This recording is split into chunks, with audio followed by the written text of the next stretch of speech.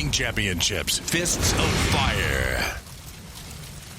Hi there, and welcome to Pride Fighting Championships Fists of Fire. The leather should be flying in the Saitama Super Arena in Japan tonight because Pride is showcasing some of the best strikers in the world. I'm Mauro Ranallo, and I'm joined as always by a former fighter, a guy who knows a few things about striking, that is El Guapo Boss Rutan. And Boss, I have a feeling that a lot of the fights tonight won't be going the distance because this card is filled with many heavy hitters. And topping the bill, well, a supreme striker in his own right, the Croatian sensation Mirko Krokop. He is going to face, in tonight's main event, American wrestling great Mark Coleman. Now, Coleman has just turned 40, hasn't seen a lot of ring action over the last few years. Can he honestly hang with a guy who's in his prime like Krokop? You know what? I think that Mark Coleman is going to be very ready. I mean, he saw what Mirko did to his teammate Kevin Redelman, and I'm sure that he's going to try to avenge that loss. Now, Mark is a very strong wrestler. He's got the ground and pound. Actually, he's the inventor of the ground and pound. He was the former UFC champion multiple times, and he was the first Pride Heavyweight Grand Prix champion in 2000.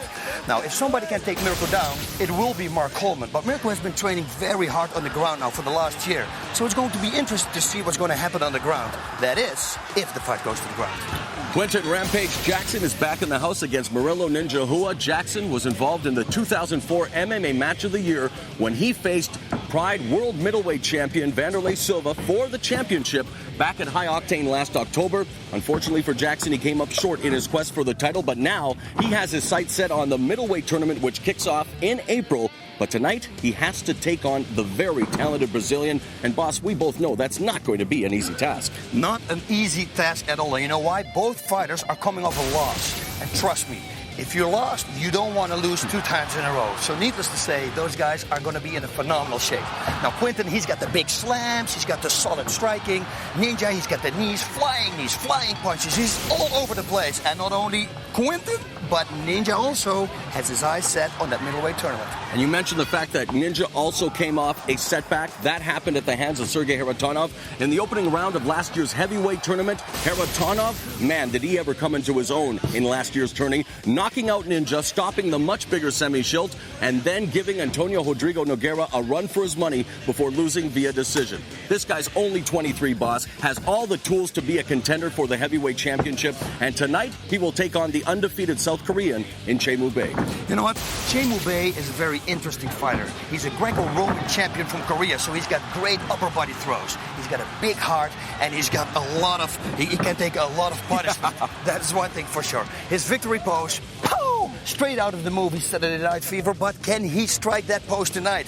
We don't know, because like you said, Kharitonov, he's the complete package. And in my book, I think Kharitonov could be the future king here of the Pride Fighting Championships. So with that said, I think Kharitonov is going to deliver a slugfest to Che Mu-bae. All right, there was a time when you mentioned the word striker in Pride that people immediately thought of Igor Volchanin. Well, the Ukraine freight train is now slimmed down to middleweight, and he hopes to showcase his knockout ability tonight against Japan's Yoshiki Takahashi. You know, it was so good to see the old Igor back because he came back with a bang. Poof! Knocked out his opponent. Okay, he's going to face Takahashi, a complete fighter from Pancras. How I know? Hey, I fought the guy. That's why I know. I think Takahashi has the technical advantage over Igor, and Igor has the power advantage.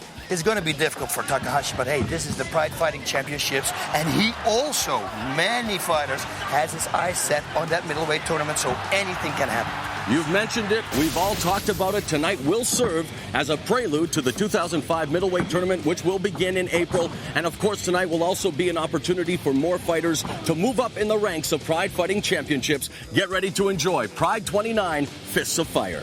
Bum, bum, bum. And that's what we're going to do.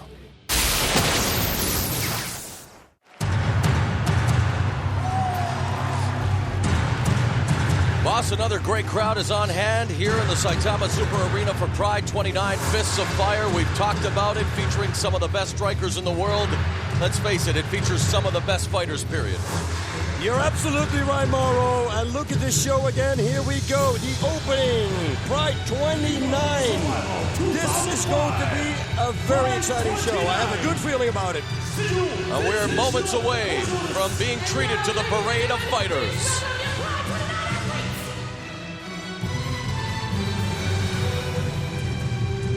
The first match. Sperry. Rogério Sperry is concentrating more on his own career after spending all of last year preparing Antônio Nogueira for his ill-fated Unification Pride World Heavyweight title match against Fyodor Emelianenko. His opponent, Hirotaka Yokoi, says he made the mistake of being too relaxed prior to his last fight, a loss to Heath Herring at Pride 28 last October. He says he won't make that mistake again tonight. Tom Erikson, after a 3-year absence, the big cat is back on the prowl in Pride, and he says, and I quote, "It feels good to be home."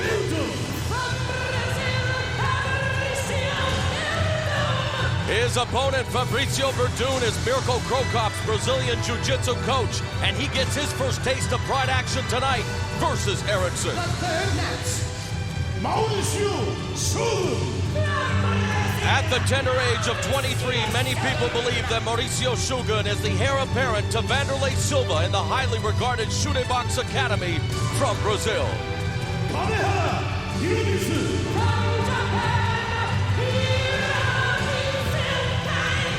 Hiromitsu Kahara redefines the Japanese fighting spirit by taking on all comers. He's still looking for his first win in Pride Fighting The Championships. fourth match. Igor Volchanin, now looking to be a force in middleweight, says he'd like to end Takahashi's night in seconds. Ice cold would like to knock him out cold.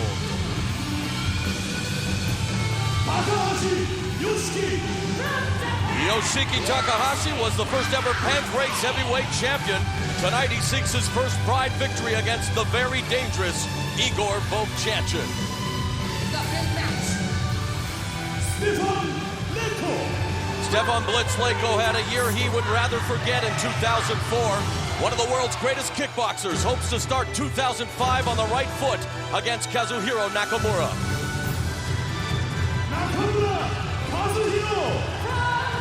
Nakamura was supposed to take on Ryan Gracie tonight. Gracie pulled out of the fight, prompting Nakamura to call him, in English I might add, a chicken. I foresee a good old-fashioned grudge match between the two later this year in Pride. The sixth match.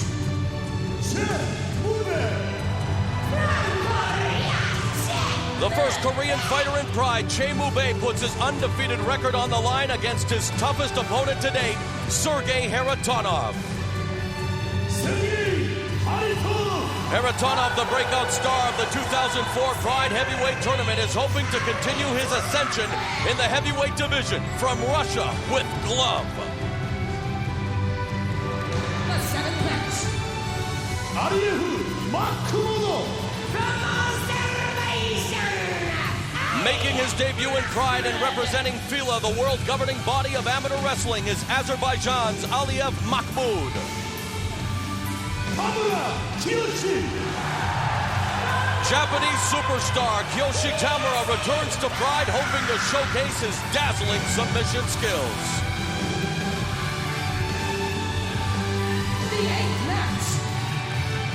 Alistair, Overeem. The Demolition Man, Alistair Overeem, has won 15 of his last 16 fights dating back to 2000.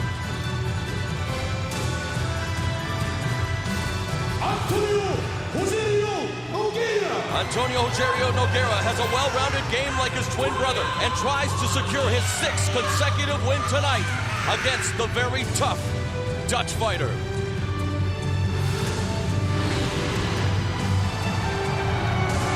And boss, now we go to the ring and the featured fights of the night. After getting married to his lovely wife Ana Paula and honeymooning in Europe last October, it's time to get back to business for Brazil's Murilo Ninja Rua. Sporting a new look and a new attitude, Quinton Rampage Jackson is all about getting down and dirty tonight and a shot at the middleweight tournament of 2005. Is tonight's fight against Mirko Krokop Mark Coleman's last opportunity at being a headliner in the organization he ruled 5 years ago. Mirko Krokop is in line for a title shot against Pride Heavyweight Champion Fyodor Emelianenko later this year, but first he must avoid the ground and pound of Mark Coleman in tonight's main event. Boss, there is so much at stake. Many questions to be answered tonight at Pride 29 Fists of Fire. Woo!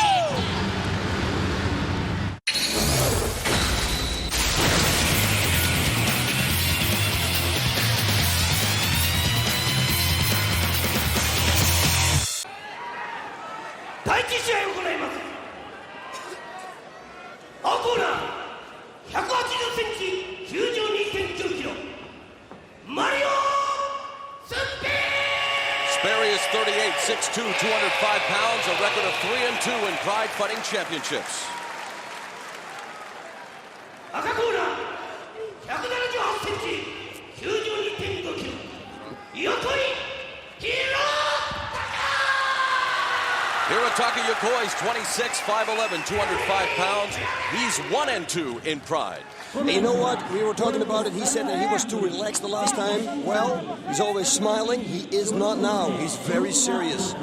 So he worked on that department. That's one thing for sure. Well, he's very affable, very gregarious outside of the ring, but let's face it, once you step through the ropes of Pride Fighting Championships, it's all about business. And both fighters know they need to really acquit themselves well if they want to partake in the Pride Middleweight Tournament, which starts in April. And this matchup is underway here at the Saitama Super Arena, the opening fight of Pride 29.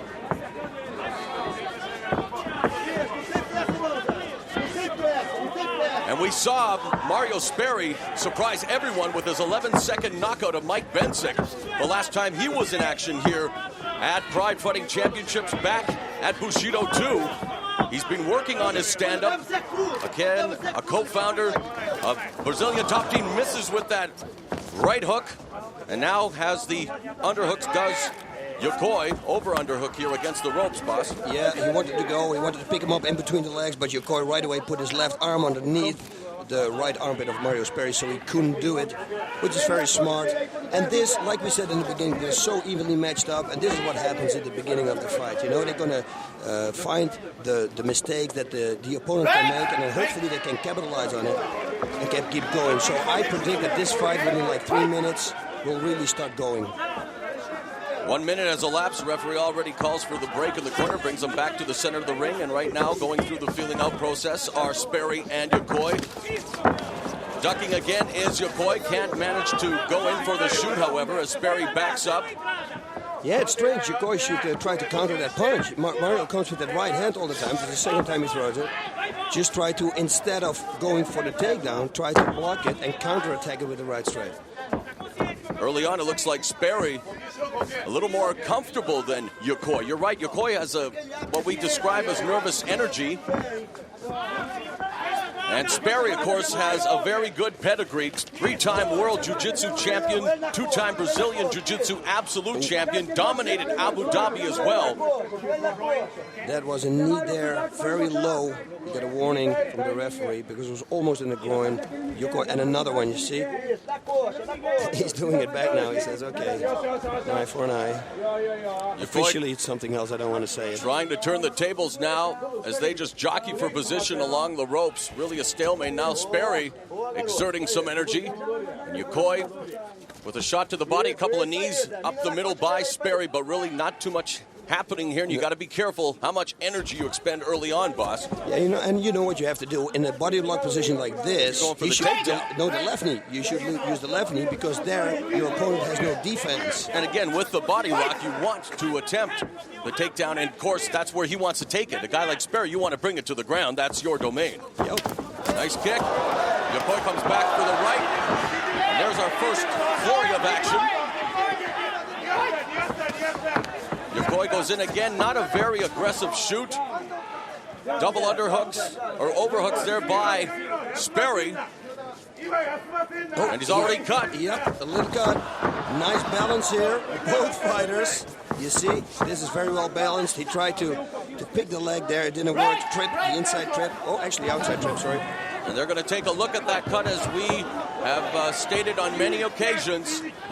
Safety of the fighter paramount here in Pride Fighting Championships. Yokoi made his Pride debut at Championship Chaos in 2002, beating Dutch kickboxer Gerald Venetian.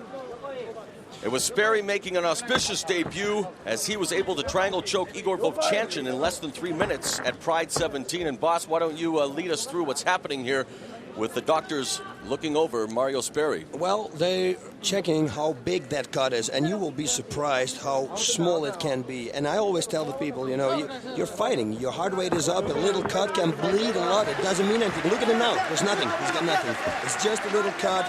Doctor's checking it because safety first, of course. And it's not in a very dangerous part of the eye either. It's off to the side, where if it were over the eyebrow or over the top of the eye, it could cause him problems as his fight progresses. And now they resume the action. Nice overhand right there by Sperry, and back to the overhooks.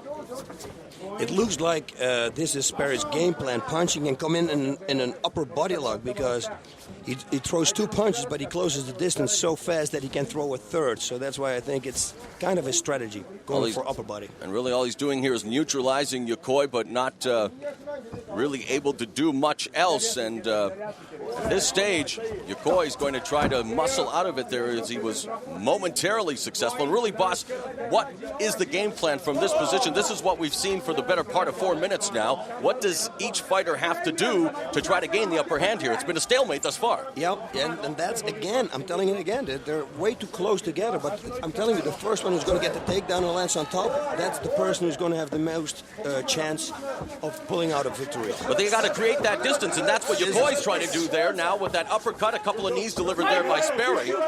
Is it a case of where each fighter perhaps respects each other a little too much right now, boss? Yeah, you know what I think? I think Yokoi is a little bit impressed by that right straight that Mario Sperry gave to Mike Bensick, and that's why he's stalling now. He's waiting for that right straight and tries to close the distance, so he cannot fully extend that right straight, so the impact is not full power, because the longer a punch travels, any strike, the harder it will be.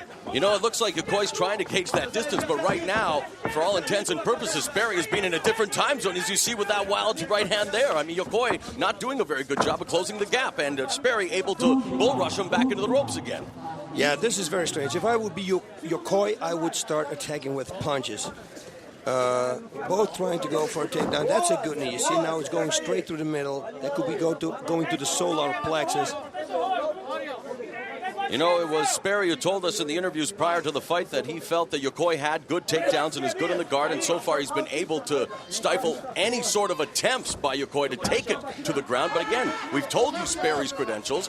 But there's now a distribution of the mount, but nicely done by Sperry, slipping out and gaining the back, and now going into guillotine position. Anaconda coming up or not again? Whoa, nice knees here. Looked like momentarily he was going for the front choke, but you're right, boss, just setting him up for a series of knees to the top of the head by Mario Sperry. Very good job here from Mario.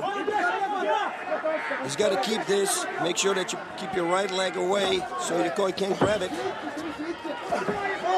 He should now use a right knee to the side of to bypass the defense of Yokoi. He's going for a submission almost, looks like. Yeah, no. Side. Now there's a soccer kick to the head, and there's the Brazilian strategy there, and Yokoi tries to grab hold of the leg, and now Sperry unloading on Hirotaki Yokoi. And he's trying to go for a single leg, but I don't think he's going to get it. See?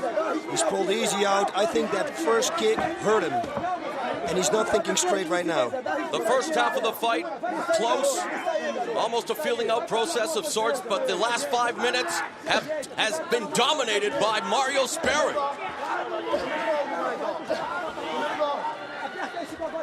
Whoa, look at this. Nice knee delivered by Sperry. Yeah, but it's all on the defense of Yokoi. Yokoi should look up and see what is coming at him so he can defend himself. Well, if he cannot defend himself intelligently, you know what is going to happen, and he better start to think about it, because in the last 3 minutes now, the referee looking on intently, and if he does not begin to react the way the referee wants him to, this fight could be stopped. And right now, he's not in the worst of trouble either. No, he's not in the worst of trouble.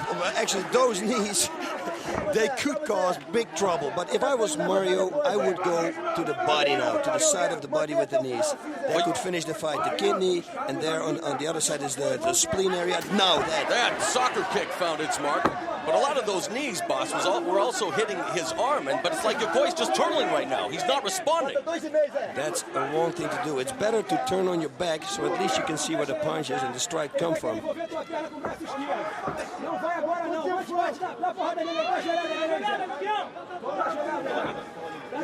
Mario's got to go for the body. That's what he's got to do. go to the side, go for the body. But maybe this is just a distraction that sets him up for a submission. It could be a trick. I mean, we're talking about Brazilian top team here. Bam!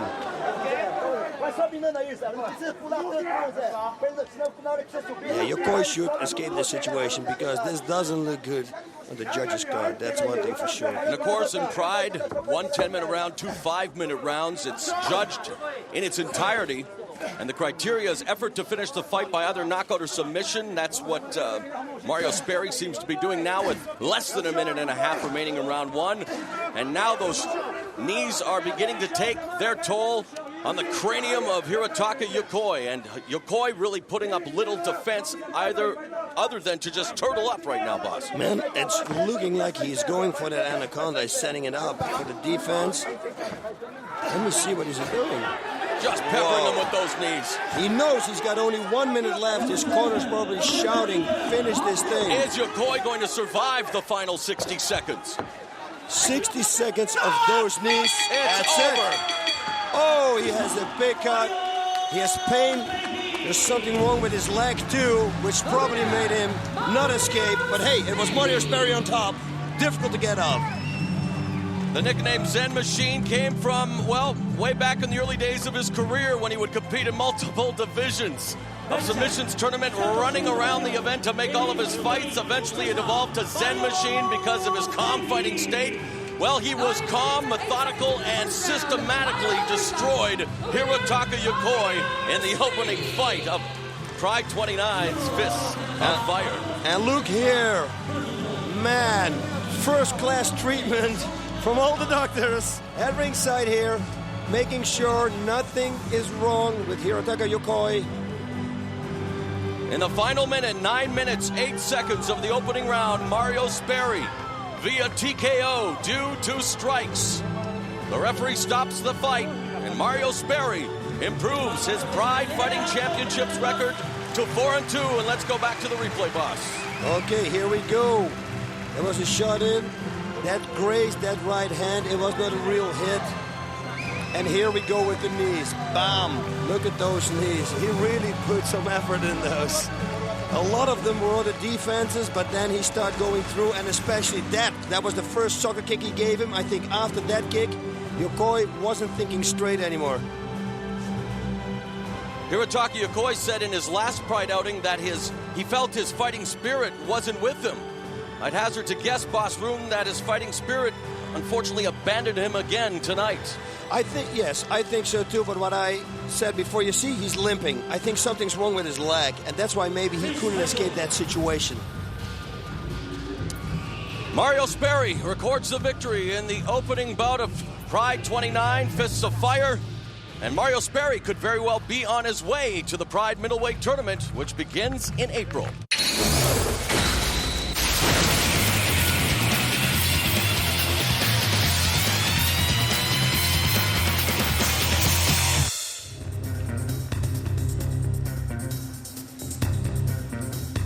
Making his return to Pride Fighting Championships after a 3-year hiatus, the assistant wrestling coach at Purdue University, the 1996 U.S. Olympic Freestyle Wrestling Team alternate, and a 6-time medalist in the U.S. Nationals and World Cup Championships, a 2-time All-American and NCAA wrestling champion.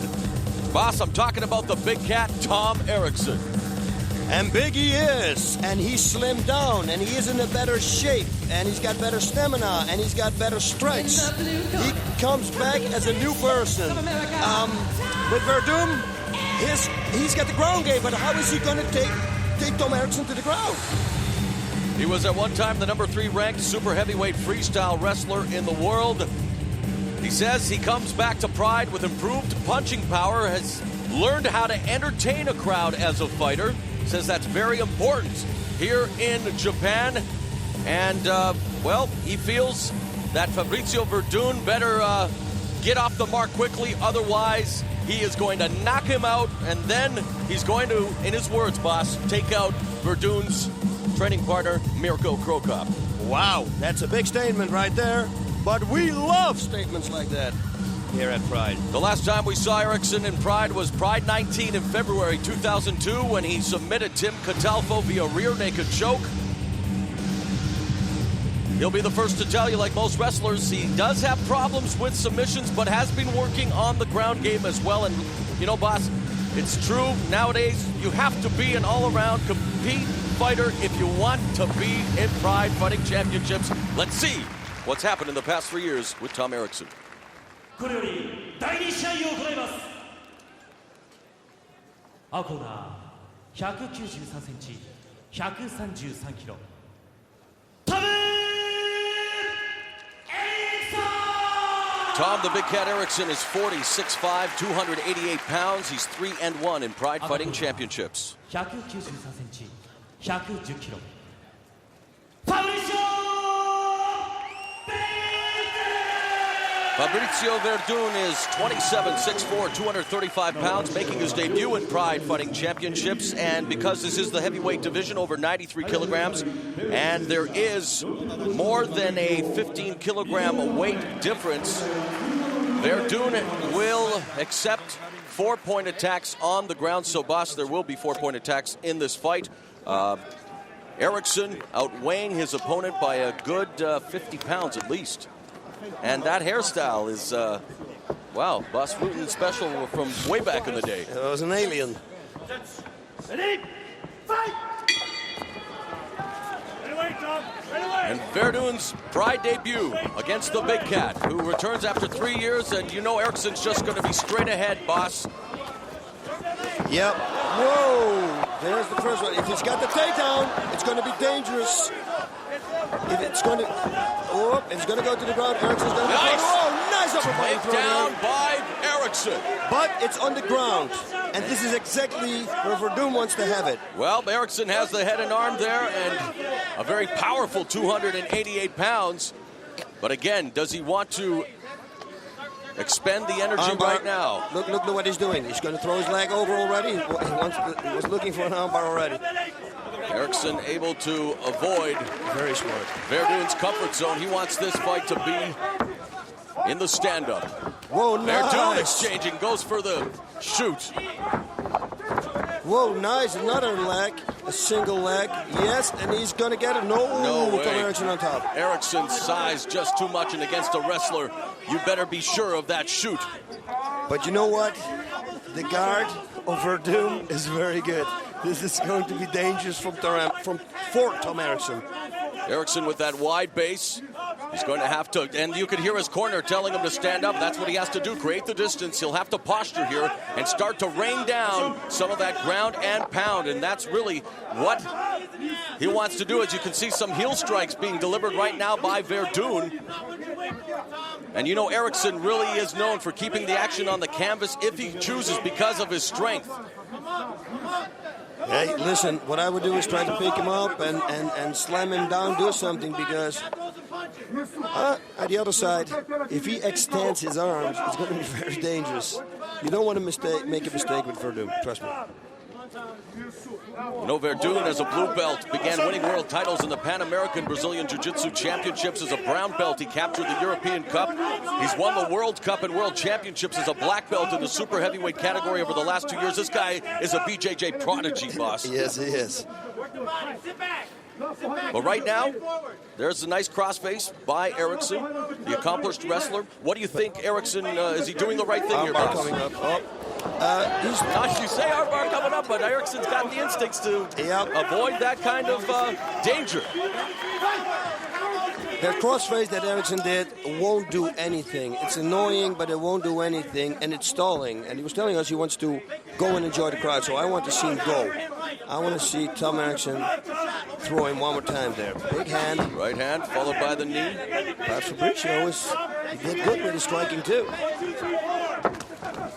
I don't know if Verdun has yes. He caught him there. There you go. Spoke too soon. Verdun able to score some damage points of his own on Erikson, and probably the best combination of the fight thus far, Bob. Yes.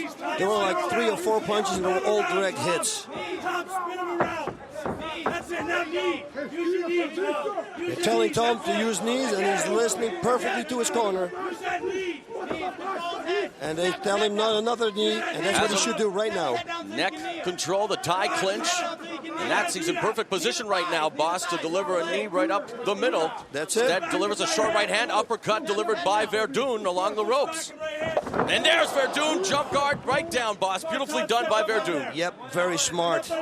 Very smart. If I was him, I would do the same thing. Somebody's bleeding, or it's from another fight. It could be the remnants of our opening bout between Mario Sperry and Hirotaka Yokoi. And they're going to restart it in the center of the ring. Stay back, Tom. Stay back. Stay back, Tom. And again with these heel strikes along the rib cage. And you see that wide base again of Erikson. Now, what should Erikson be doing here, boss? We talk about creating the distance, but is Verdun wanting to keep it close? Verdun, of course, you know the brain is working overtime here. The Brazilian Jiu-Jitsu specialist setting him up for a triangle, perhaps. Even a double armbar coming up. There he comes. Omoplata. No, armbar, straight armbar. He's going to come in, he grabs his leg. Nope, misses it. Omoplata, he wanted to go for yeah, the kick. Omoplata there. And, man, Erikson's doing a good job of avoiding the submissions of Verdun. Did you see that short little up kick that Verdun did in the middle? Boom. And it is true. I think Tom, the big cat, has been hurt. His nose, I think, is bleeding a little bit. Verdun should keep working. And like you said, Tom Erikson needs to create distance in order to... Again, the setup here. Yep. He can do both arms right now. He can even do a double armbar. We had a double armbar one time here in Pride. I think it was Pride 2. There we go. Oh, again, slips away halfway through round one. And again, the more this round goes, the more these fighters are going to perspire. And you know, boss, with perspiration, the harder it's going to become for a submission hold to be put on. Perfect. But now the hooks are in. He's going to get it. He is so good at this. Well, never count out the big cat until it's time, but definitely in a danger zone here is the Erikson as Verdun has the back, and he does tap the rear naked choke.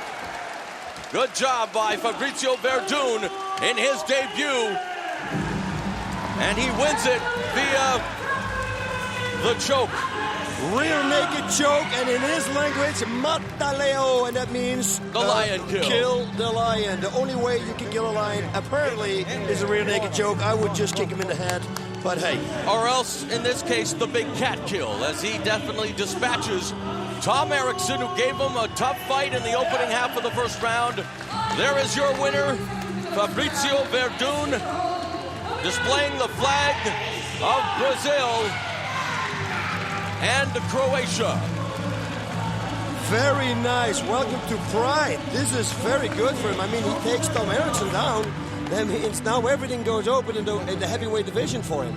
Well, it was interesting. He was going to join the Shootbox Academy to be their heavyweight representative in Pride, and then received a call from Mirko Krokop's camp, chose their offer instead, and, well, welcome to Pride indeed, Fabrizio Verdun. What do you think of Tom Erikson throughout the fight, boss, as we take a look at the replay? That was a really nice. See, this is the three shot that I said was all a hit. Boom, oh, that was almost an uppercut hit.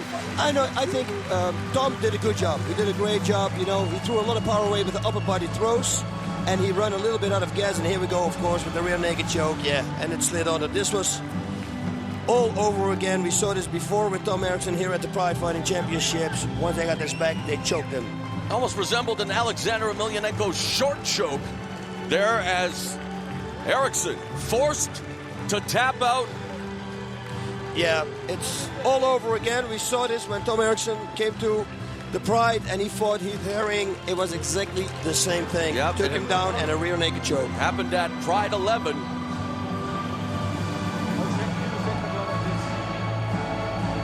But the 27-year-old youngster from Brazil, now a member of the Krokop squad gym, looked good in taking care of Tom Erikson. And we look forward to seeing him back in action here in Pride Fighting Championships.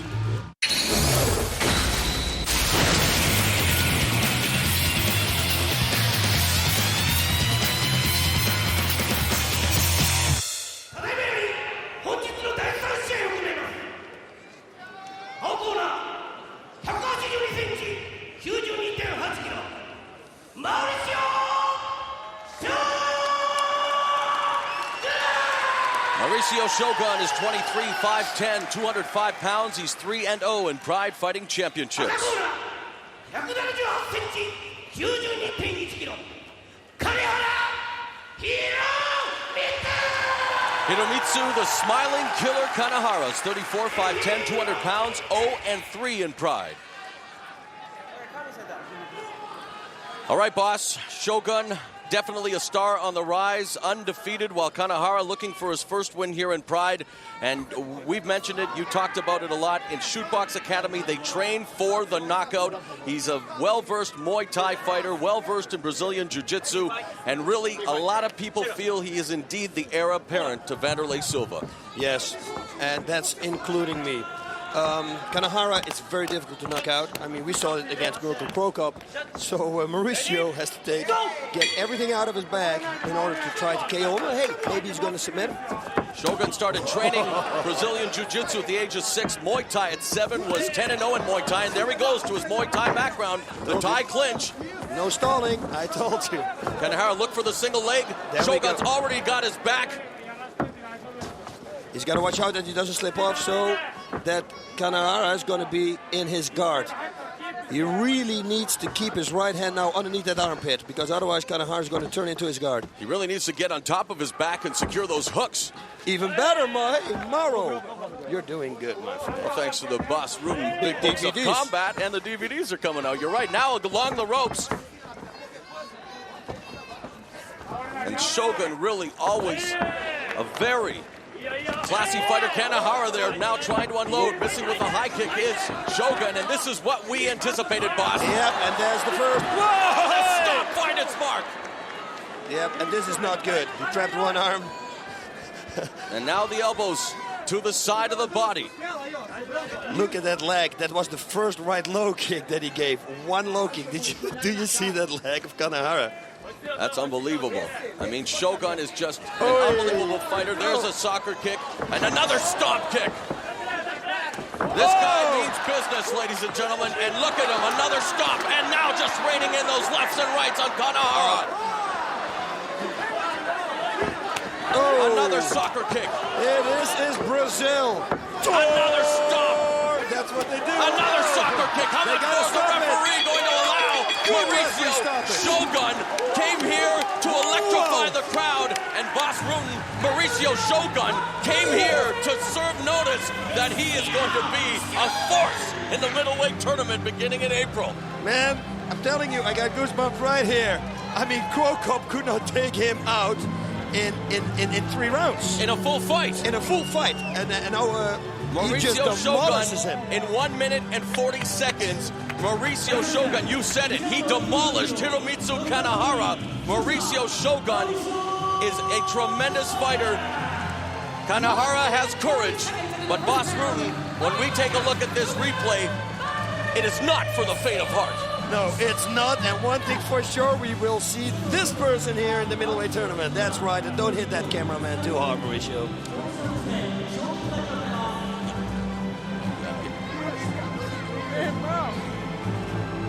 With a performance like this, boss, let's revisit this Oh, action. that right hand. It was an overright hand under that left kick. Beautiful. Look at this. Boom. It was with the inside of the hand. It was like a reversed hammer fist. Did you see the accuracy of that heel? That stomp kick. This reminds me, boss, of what we saw when Vanderlei Silva took on Yuki Kondo last year, and those stomps found their mark over and over again. And unfortunately for Hiromitsu Kanehara, Pride 29, Fists of Fire, you know what? is a night that he would definitely rather forget. Look at this one. Oh. Hey. Goal! Yeah, when you see those guys train at the Shootbox Academy, they actually train for this. They have a person laying on the floor with Thai pads, and they beat the crap out of that guy. It's unbelievable. That's why they're so good at it. Mauricio Shogun was simply sensational tonight in Saitama.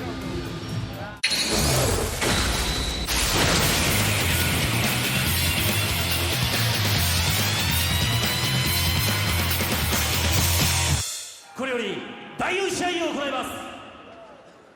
青コーナー176センチ、92.4キロ。イゴール！バーチャンチー！ Igor Ice Cold Volchanin is 31, 5'8", 205 pounds. He's 16-6, 0-1 in Pride Fighting Championships. 91.8 キロ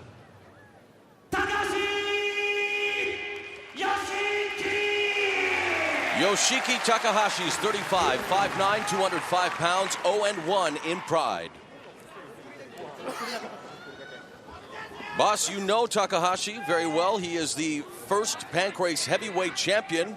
And in fact, back in 1994, I know you've always had aspirations to be in the acting business. Of course, you're a former champion fighter, 3 times king of Pancrase. And in acting, they say for good luck, go and break a leg. And that's exactly what you did when you fought Takahashi, right? Yep, it was an inverted heel hook. Only his knee was stronger than his shin bone, I guess. Whoa, watch out for that. Boy, does Volchanin ever look impressive physically, boss, in going down to the 205-pound weight limit. One of the hardest hitters in mixed martial arts, and now at 205 pounds, definitely wants to be a force to be reckoned with in the middleweight division. He's playing that game that me and my brother always used to play. You know, they both of them, they try to touch each other, and then whoever touches each other, the last wins. Yeah. One-on-one. You know, Takahashi is a very creative fighter. He's displayed that go-for-broke style numerous occasions. Mirko has this little grin on his face. Igor. That's a Freudian slip that some people will allow you to get away with, because he's also a feared striker. Nice combination there delivered by Volchanin. And believe me, he does want to one day avenge that knockout loss to the Croatian sensation, who, by the way, is... nice! That's it! That one right hand turns out the lights on Yoshiki Takahashi's night. A stunning knockout by Igor Volchanin at 1 minute and 10 seconds of the opening round. He may have lost the weight. He did not lose any of his power, boss. You know what? He actually gained a lot of speed, too. Well, that's what happens when you go down in weight. That first combination he made, that it wasn't the air, but the power and the speed was unbelievable. And this short right hand, it was right on the money. What a hard shot. I'll let you read the notes here that we took from the interview. Read this at verbatim, boss. He says he feels stronger than Takahashi and he would like to knock him out in seconds. I think he's a prophet as well. Yeah.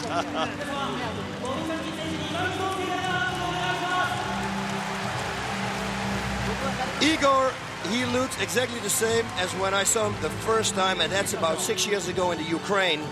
He was that little man, and I said it before in the last show, that knocked out everybody. He was fighting people more than twice his size, and he knocked out everybody. He was just unbelievable. His speed, his reflexes, the way he moves forward and backward, very explosive.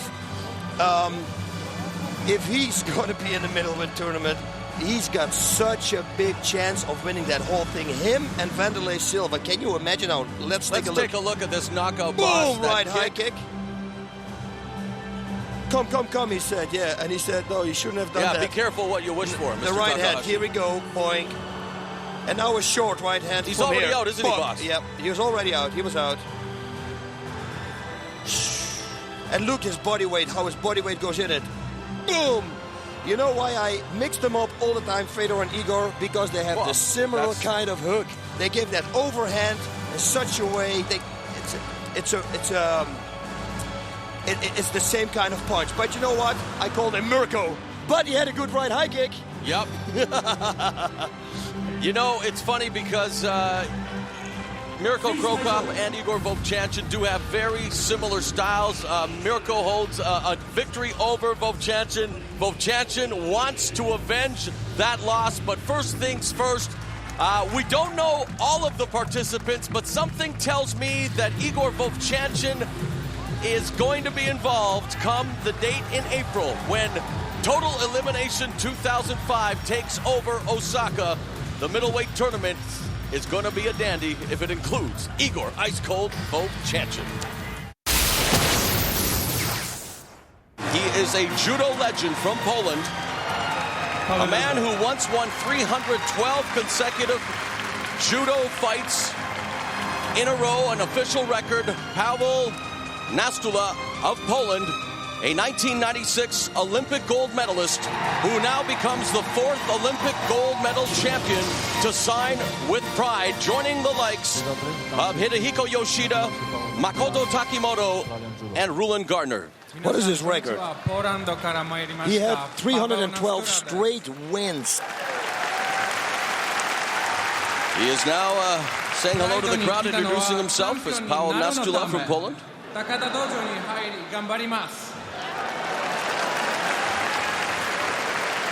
He's joining Takada Dojo to become a Pride champion. And the fans are very happy that he's even learned a little Japanese. I will do my best.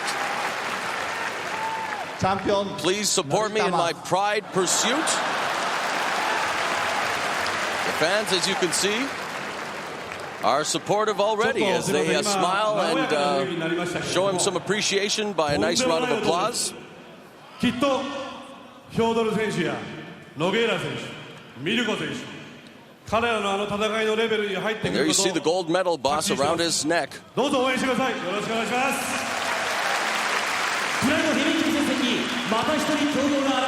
And Pride executive Nobuhiko Takada telling the crowd he is very confident that Paweł Nastula is going to be a contender against the likes of Mirko Krokop, Nogueira, and of course Mirko Krokop. That's some heady stuff there, boss. Yep, and there we see another judo practitioner, also a gold medalist. Makoto Takimoto. You're so fast, man. Yes, a heavyweight. I thought it was a middleweight, so it's going to be very interesting.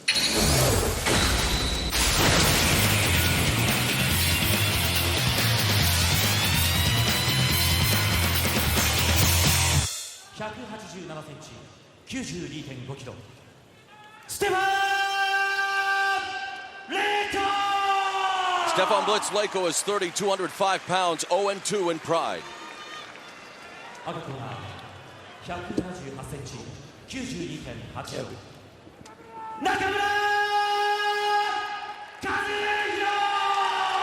Kazuhiro Nakamura is 25, 5'10", 205 pounds, 4-3 in Pride Fighting Championships. Yep, and there it goes, shaking hands with his master Yoshida. There's Takimoto again, also a judo practitioner. And there you see the referee going over last-minute instructions.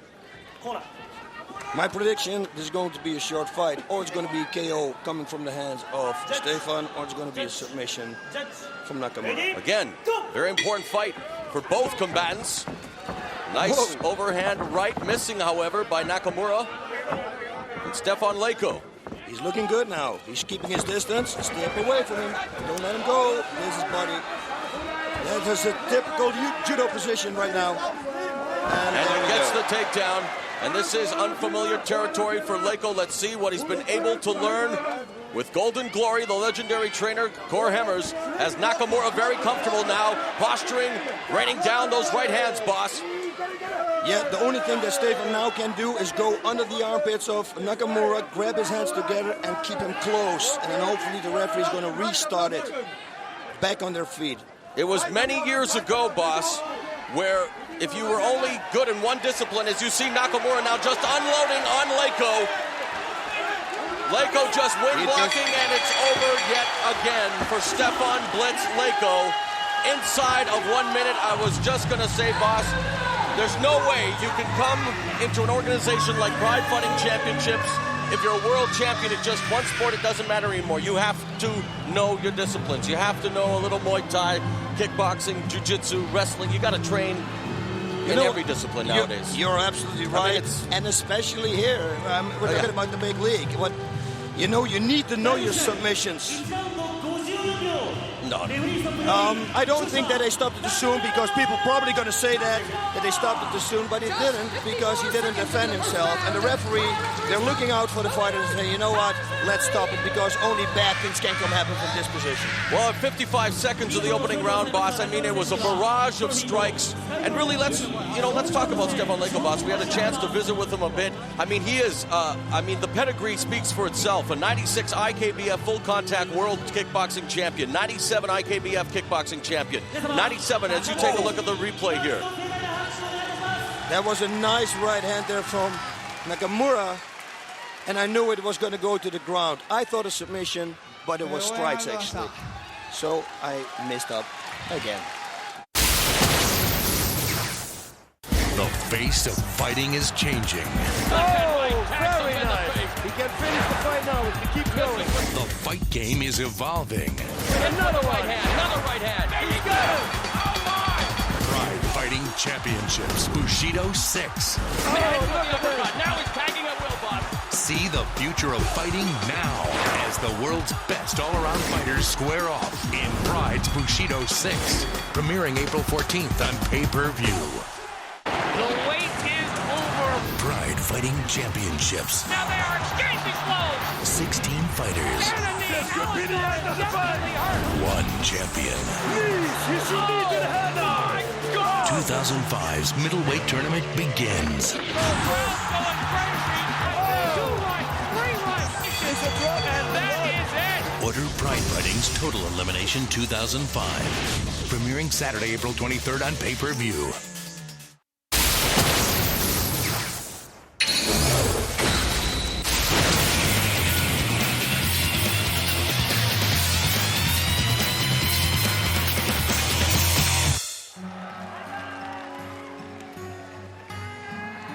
And definitely one of the breakout stars in Pride Fighting Championships in the year 2004, this 24-year-old native of Russia.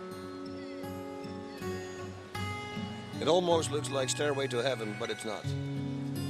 Well, it could be a stairway to Pride Heaven for this youngster, as he definitely came into his own in the 2004 Pride Heavyweight Tournament. We talked about it at the beginning of the show, and tonight, boss, he definitely wants to kick off 2005, where last year finished off. I mean, we questioned whether or not he had the striking ability after his first couple of fights against unheralded opposition in Pride. We knew he had the ground game, but against Murilo Ninja in the opening round of last year's tournament, boy, oh boy, did we find out that this guy could also box. Oh, yeah. His right body shot. Now, everybody knows that I love the liver shot, but this guy right here, he loves the shot to the spleen, and that's the right hook to the body, and he does it so good that you have to defend it, so your hand will come down, and then suddenly, out of the blue, he's going to come upstairs, and that will knock you out, and that is exactly what happened against Murilo Ninja. And boss, forget about his MMA talents. When I found out he played the accordion, that was it. He earned my respect. Oh, no, thank God I didn't know that, because otherwise I couldn't interview him. He won 2 Russian 8-man tournaments, one in 2000 and another one in 2003, all with quick finishes. And, well, we're going to find out just how effective Sergey Kharitonov is. It's been a while since we saw him back in Pride Fighting Championships.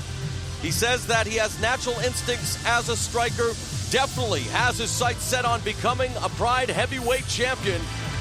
And there we see him now inside the ring, getting ready to do battle with Shemu Bey. And it's smart, actually. 第6試合を行います。青コーナー190センチ115キロシェムベ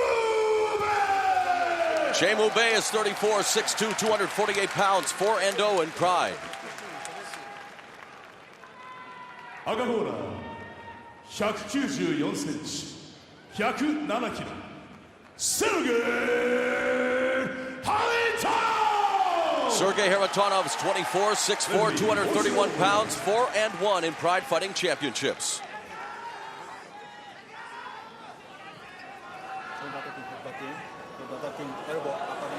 All right, there we see the stare down. The gamesmanship has begun. This is funny. This is entertaining already. He tried to duck him.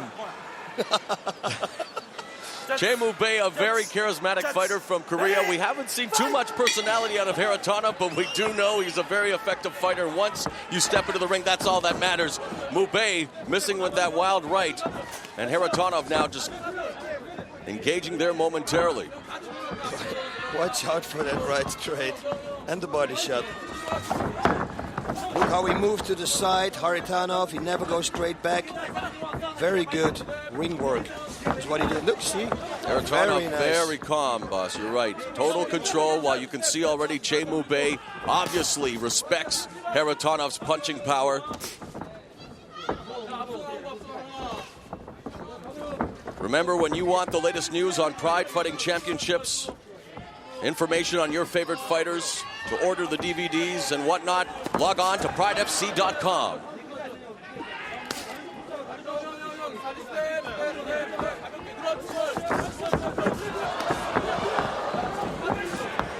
You see what Kharitonov does. He stays in the same distance, in counter-range distance. So when Che Mubei comes forward, he goes backwards, and he's boxing backwards, which is a very difficult thing to do.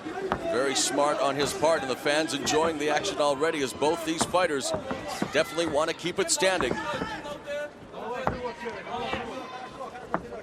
You can see that the stance of Kharitonov's a lot more controlled, if you will, boss. Yeah. Che Mubei tries to light things up with that spinning back fist.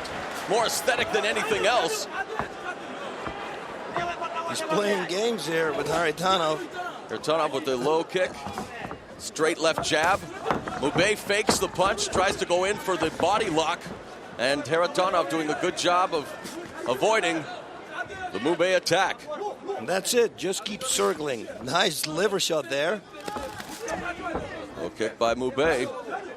But it's Kharitonov, as you see, boss, cutting off the ring, doing a good job of controlling the ring right now. Very good. Very good. And there's that body shot. Nice combination there. Nice body shot and then the straight left jab. There's Nice Mubei with a shot. Whoa. Yes, good takedown defense exhibited by Kharitonov. Back up to his feet now in guillotine position, boss. And he's got that choke in there. Che Mubei's got to go to the side now, which he can because Kharitonov locked him up with his leg. And he's got that choke cinched in, boss. This is a typical military choke. Look, in standing position and then a hook leg. No, okay, not now anymore. Che Mubei should go to the side. And Mubei pops his head out, but good work there. And good analysis by El Guapo Boss Room, because it was the military training which helped prepare him for a career in MMA. Another straight left jab, but man, give Che Mubei some credit here, boss. He is definitely not backing down from Sergei Kharitonov, and Kharitonov now lefts and rights, and we're seeing a good stand-up battle here between these two combatants. Only the stand-up battle is coming from one guy. Well, but Che Mubei, give him credit. He's not running away, boss. He's not cowering. I would never say that because he's been in with some guys. Oh, and that one rocked him, boss. That one sent him reeling. Yeah, and now he's going to go to the body. And that one caught him. Now it's Kharitonov's fight. Oh, to finish. It's going to be over. Yeah, this is not Sao Pelele. And there you have it.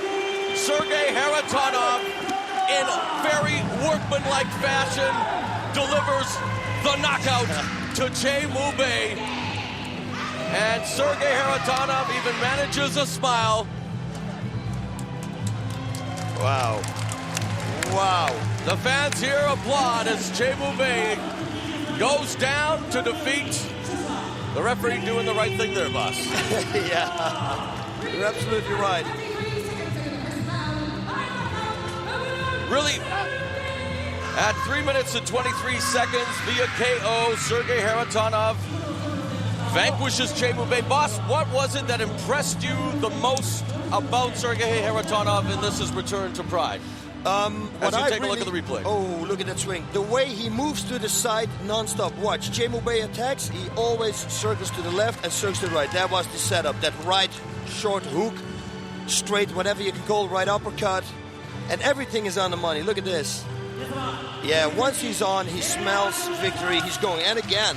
Knowing Che Mubei's background, what should he have done differently to perhaps, well, for self-preservation purposes, boss? You know, he should do what I always tell people who don't know how to box yet, like really good. Take boxing classes 2 times a day. That's something that you need to do. The Greco-Roman, you already know. In this fight, what could he have done differently? Against Kharitonov right now, with his quality and Kharitonov's quality, nothing. Okay. So there we see one last look at the devastation, courtesy of Sergei Kharitonov. A new contender in the Pride heavyweight division. And boss, okay, how right now, at this stage, where does he rank with the likes of Mirko Krokop, Fyodor Emelianenko, Antônio Rodrigo Nogueira? He is way up there. I said it in the opening. I have the feeling that he could be the next Pride heavyweight champion. Next fight, it doesn't mean this year, but he's 23 years old. He's 24 now, actually, 24. sorry, and he's 5-1. What's the next fight? Where should he fight next? Should he deserve a shot against those guys? I really think that he does. Yes. All right, time will tell. Sergey Kharitonov victorious here at Pride 29, Fists of Fire. Boss, a raucous reception for the Pride World Middleweight Champion Wanderlei Silva, the man who everyone will be gunning for beginning in April at Total Elimination 2005.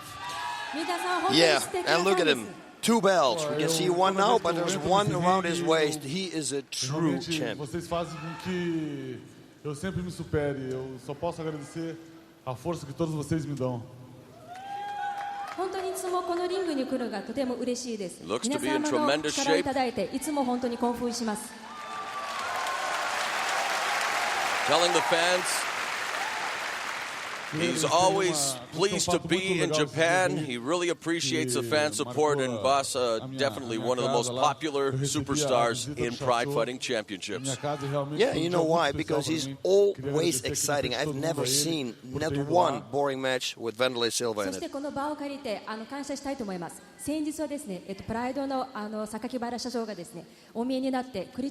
Undefeated in over 4 years in the middleweight division, coming off a memorable bout with Mark Hunt at Shockwave.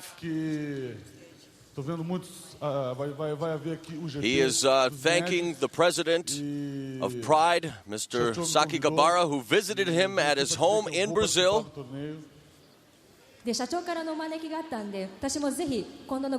course, we are hoping that he will definitely be a part of the middleweight tournament because, let's face it, Boss, I mean, it really wouldn't be a pure middleweight tournament if it doesn't feature the middleweight champion of the world, Wanderlei Silva, and that's really who everyone has in their sights. Oh, and right now he's posed a question to the fans. Who should he fight? And we saw momentarily on the screen his longtime nemesis, but there's Yoshida. We saw Sakuraba. The fans are screaming out names like Sakuraba, like Yoshida. Pamela Anderson comes out of the mouth of El Guapo. Quero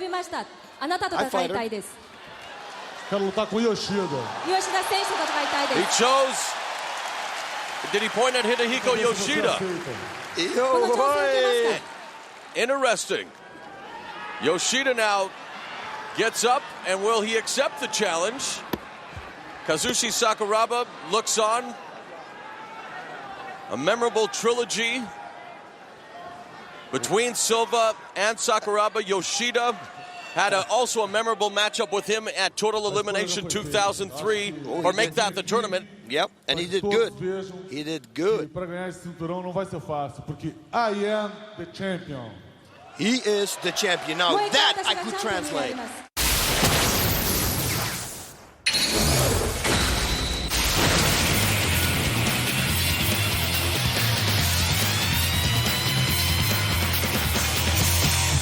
Akona, 173センチ、86キロ。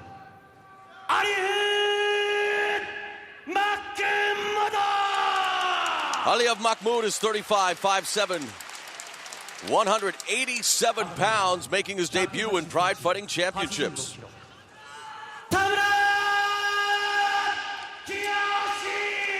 Kiyoshi Tamura is 35, 5'11", 195 pounds, 2 and 3 in Pride. Both the same age. Tamura has the height and reach advantage, and he outweighs his opponent by 8 pounds. You know, Tamura looks way better than the last time we saw him. There you see Yoshida. There is Sakuraba, 2 huge stars here in Japan, taking in this fight with vested interest. So the small, compact Makhmud taking on submission specialist Tamura. Walks right into a kick, Boss. Yep. The liver, take that shot. Able to bull rush Tamura into the corner. Whoa, nice uppercut. Another right.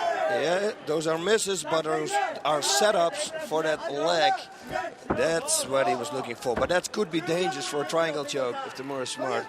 He's got the inside here with his right leg. Put his foot. Hey, look at this. Very nice here from Makhmud. Two-time freestyle wrestling champion in his native Azerbaijan. And again, he's built like a wrestler. The small stature, compact, but again, facing a taller opponent. He's got an impressive shoot. Nice shot to the body there, and you saw, well, it looked like Tamura thought it might be a little south of the border. But it definitely had an effect. And after a momentary lapse in the action, the referee will bring them back to the center of the ring. It was like Makhmud was waiting for it. It was very strange. Yeah, no. Looking for the tie clinch. Now Tamura just unloading. Scrambly action here with a minute and a half gone in the first round.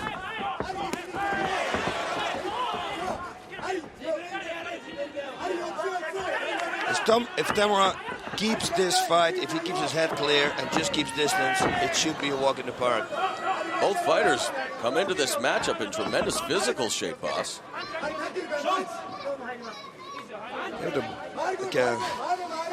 Makhmud is burning a lot of energy with this, trying to take him down and moving around. It looks like there's a lot of stress going on. Definitely has to be feeling some butterflies here, making his debut in the biggest mixed martial arts organization in the world, Pride Fighting Championships. Kiyoshi Tamura fighting in his own backyard, if you will. It's going to be a high kick. He's got the kick. You see, that's his setup. Kick the leg first, kick the leg. Look, his hands are on his waist. He's asking for a kick to the head. Kick to the middle. Next takedown there by Makhmud. And now let's see what he can do on the ground against Tamura, who is comfortable from this position, of course, and is able to get back to his feet quick. Nice knee by Makhmud. Yeah, it was more of an upper leg. He's got to hit with the patella. There's another one. But he's going to hurt his legs more than he's going to hurt the head. You don't want to hit somebody with your upper leg on a skull. It's going to hurt yourself. He's got to create a little bit more distance, bring his hips back, and then use the knee. That's why, actually, they call it a knee strike and not an upper leg. 3 minutes have gone by. And there's a knee. He's going down. Tamura. That's the body. That was the liver. Watch. He felt it. Was it a low He felt that one a little bit more than the previous shot, that's for sure. And now he'll be given a respite to recover. And Makhmud will go to his corner. Tamura's in a neutral corner. And let's take a look at the replay. Both of them jumping. Both of them do it. I mean, he need him also. Look. Both of them hitting each other.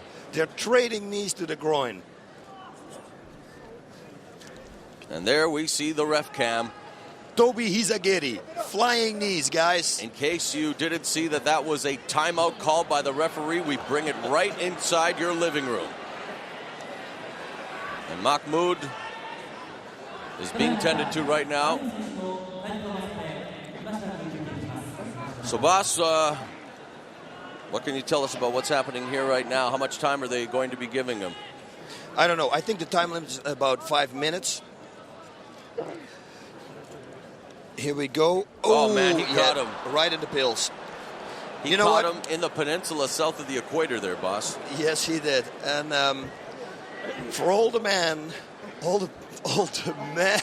they know what this is. Girls, you don't know, but trust me. If you don't like your husband, kick him there. He will go down. I still like that shot from the referee cam. Let's take a look again, boss. Yep.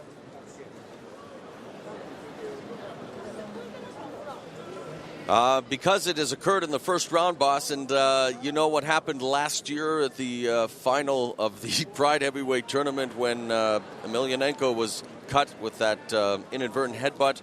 Because it's so still early in the fight, this may indeed end up being a no contest as well. And it doesn't, I mean, again, I guess it's up to the discretion of the referee and the fighter himself. They're going to give him as much time, I guess, as is needed to No, I recover. remember a time with Otsuka when he got hit in the groin and they just stopped the fight. They went back to the dressing room. They continued with other fights and he came back. You weren't listening to me, I guess, a few minutes ago when I brought that up. You brought that up? Thanks a lot, but see, I guess that's... You see, that's what it is. Typical of my other relationships. That's fine, boss. No problem. Just like my exes. I told you about that, but... I know, but whatever you say, it doesn't have an impact on me. No problem. No problem. So the crowd is responding because he's made it to a 4-point base here, ladies and gentlemen. Makhmud is rising from the ashes like a proverbial phoenix. He's going to quit. He's going to quit. It's over. It's over. This is not good. Not good for both fighters.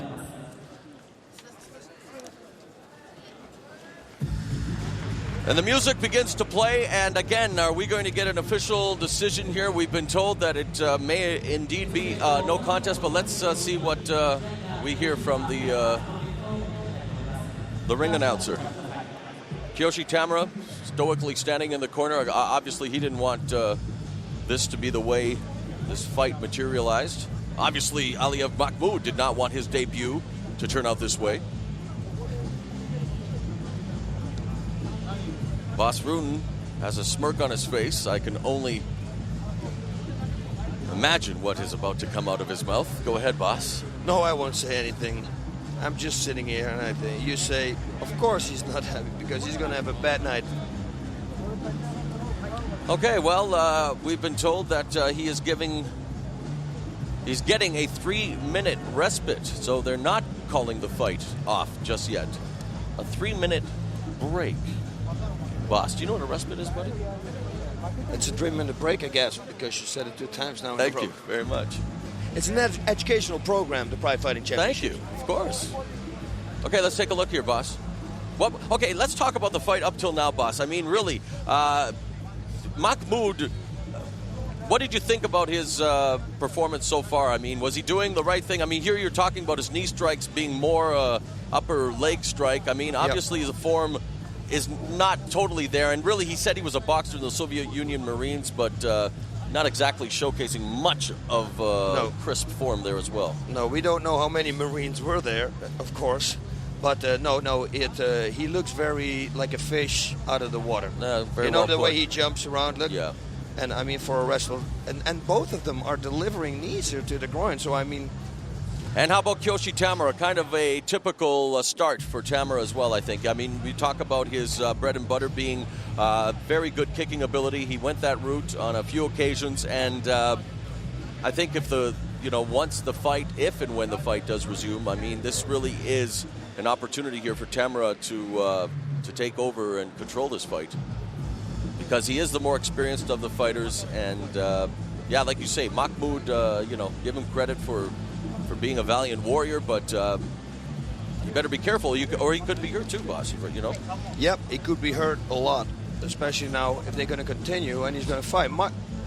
Right now, Tamura is thinking about the whole fight, what they just did. They're watching the replays here on the big screens, so maybe now he thinks, you know what? Maybe I should move a little bit more to the left, or this, or that. He's developing a game plan right now, so this is not good. The last time we saw Kiyoshi Tamura on a Pride Fighting Championships pay-per-view, he submitted Ronnie Sifo at Shockwave 2003 via armbar, and he also knocked out his longtime rival and now Pride executive Nobuhiko Takada at Pride 23. And Takada and Tamura, their rivalry dates back to many other organizations as well. And believe it or not, Aliev Makhmud has definitely shown that he is a warrior and has the fighting spirit, because he's recovered, and this fight is about to resume. We're still in the first round. Good sign of sportsmanship there by Kiyoshi Tamura. Makhmud shaking each other's hands. And boss, 6 minutes, 40 seconds remain in round one, and here we go again. A little ghosting there by Makhmud.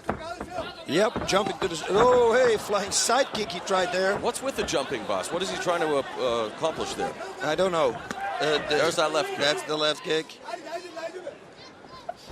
Oh, nice left hand by Makhmud. Stuns Tamura. And a good right there. Momentarily stunned him. I know, but if he's getting a little bit tired, and then if Tamura can land one of his left kicks to somebody who's tired, that could be the end of the fight. That was a nice left delivered by Makhmud, which maybe surprised Tamura more than it stunned him, but still definitely gained his attention. He doesn't feel good. He doesn't feel good at all. He wants to say to the referee, he wants to tell the referee that he can't. It's over. Well, why doesn't he just... It's 5 minutes, 41 seconds. Okay, he says, now come on. Some interesting... Yeah, no I don't. Yes I won't. I don't mean to laugh at Makhmud, but he's playing some interesting games with Kiyoshi Tamura. Hey! Whoa! And spinning back kick there. Hey! Misses. Now Left gets there. tagged by a jab. And before that, with that left kick to the body, Tamura is keeping his posture now. It could be... I don't understand this, boss. He's talking to him. Well, why isn't his corner throwing in the towel then, if that's what he wants to do? We're halfway through round one. It's over. His corner's not throwing there. Finally, the corner throws in the towel. And Kiyoshi Tamura will record the victory here at Pride 29 Fists of Fire. Some page out of the Pride Fighting Championships Twilight Zone there momentarily, Boss Rutan, with Aliev Makhmud's mannerisms in the ring. The corner refusing to throw in the towel, but finally doing so. And you can see Kiyoshi Tamura not impressed with what happened there in the last couple of minutes, but he is victorious nevertheless. And boss, I'll call upon your expertise being the... Oh, wait a minute. It's Kazushi Sakuraba on the microphone. I think Sakuraba may be challenging Tamura. I think that's what just happened. Kazushi Sakuraba, boss, just challenged Kiyoshi Tamura. So this is interesting. So he challenged Tamura for the April show, the beginning of the Pride Middleweight Tournament. We've already had Vanderlei Silva challenge Hidehiko Yoshida, so it's a night of challenges as well as a night of interesting fights. And boss, again, being the best color commentator in the business, I'm going to call upon your expertise to describe. Hopefully they're going to show the replay of Makhmud's yo-yo mannerisms in the last couple of minutes of that fight. Yes, you're Tell me absolutely what was right. going through his mind. Somebody who moves like that, I don't know. Enlighten me, oh master.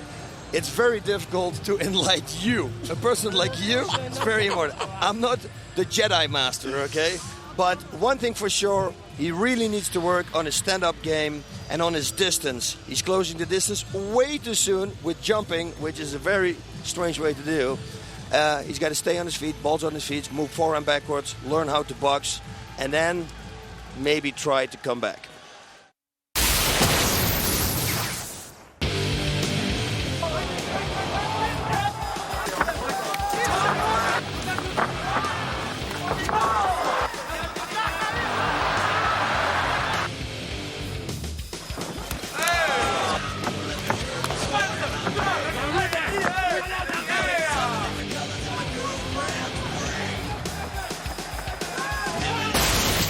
He's an aggressive fighter. He's a good Muay Thai and good striker. I think he's improving the ground now, last year, and I think he's a good fighter. Well, it's going to be a real honor to fight one of the Nogueira brothers. Well, they're both black belts. They're really good. They want to win. And yeah, it's going to be a real test for me also to show all the audience what I can do. I would like to show my Muay Thai, my boxing, especially with him because I think he's aggressive. He likes the fight in standing. I like to. I want to show my Muay Thai for this fight. Well, I hope he does. But quite frankly, he can't do nothing standing up. Nothing? He can't do anything to me standing up.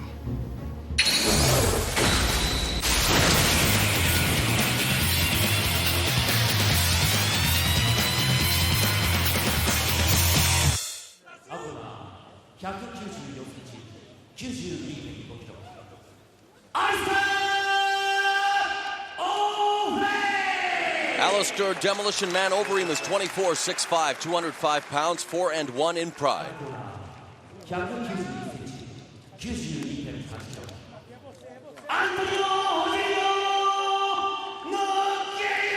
Antônio Rogério Minotauro Nogueira, 28, 6'2", 205 pounds, 5-0 in Pride Fighting Championships. And boss, a matchup a lot of people have been looking forward to. Brazil's Brazilian top team, Holland's Golden Glory, and two very well-versed fighters with lots at stake here, because both these fighters also want to be a part of that 2005 middleweight tournament coming up in April. Total Elimination 2005. And what are your thoughts about this matchup?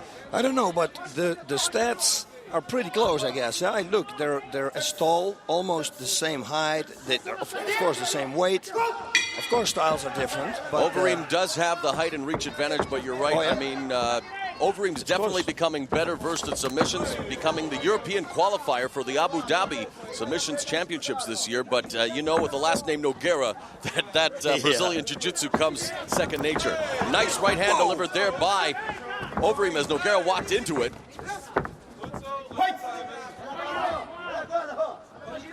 He's using the right inside low kick, but he should kick it harder. Middle kick delivered by Overeem. Trying to assume dominant position inside as they clinch. And he's keeps circling, which is very important because you don't want to get taken down by Nogueira.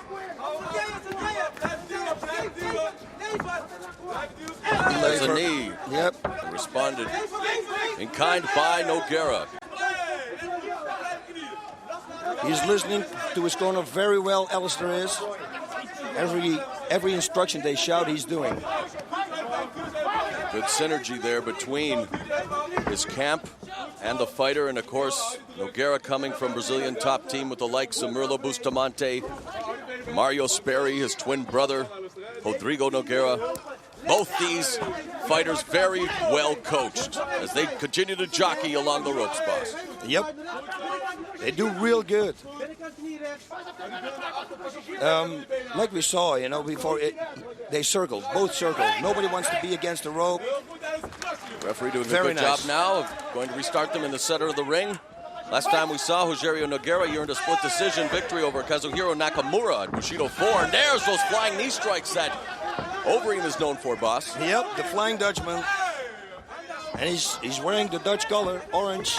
Oh, that was a good left hook, but it missed. Nogueira is keeping his distance perfect, too. Very close. And I'm sure you want nice overhand right, but Nogueira catches a knee as well.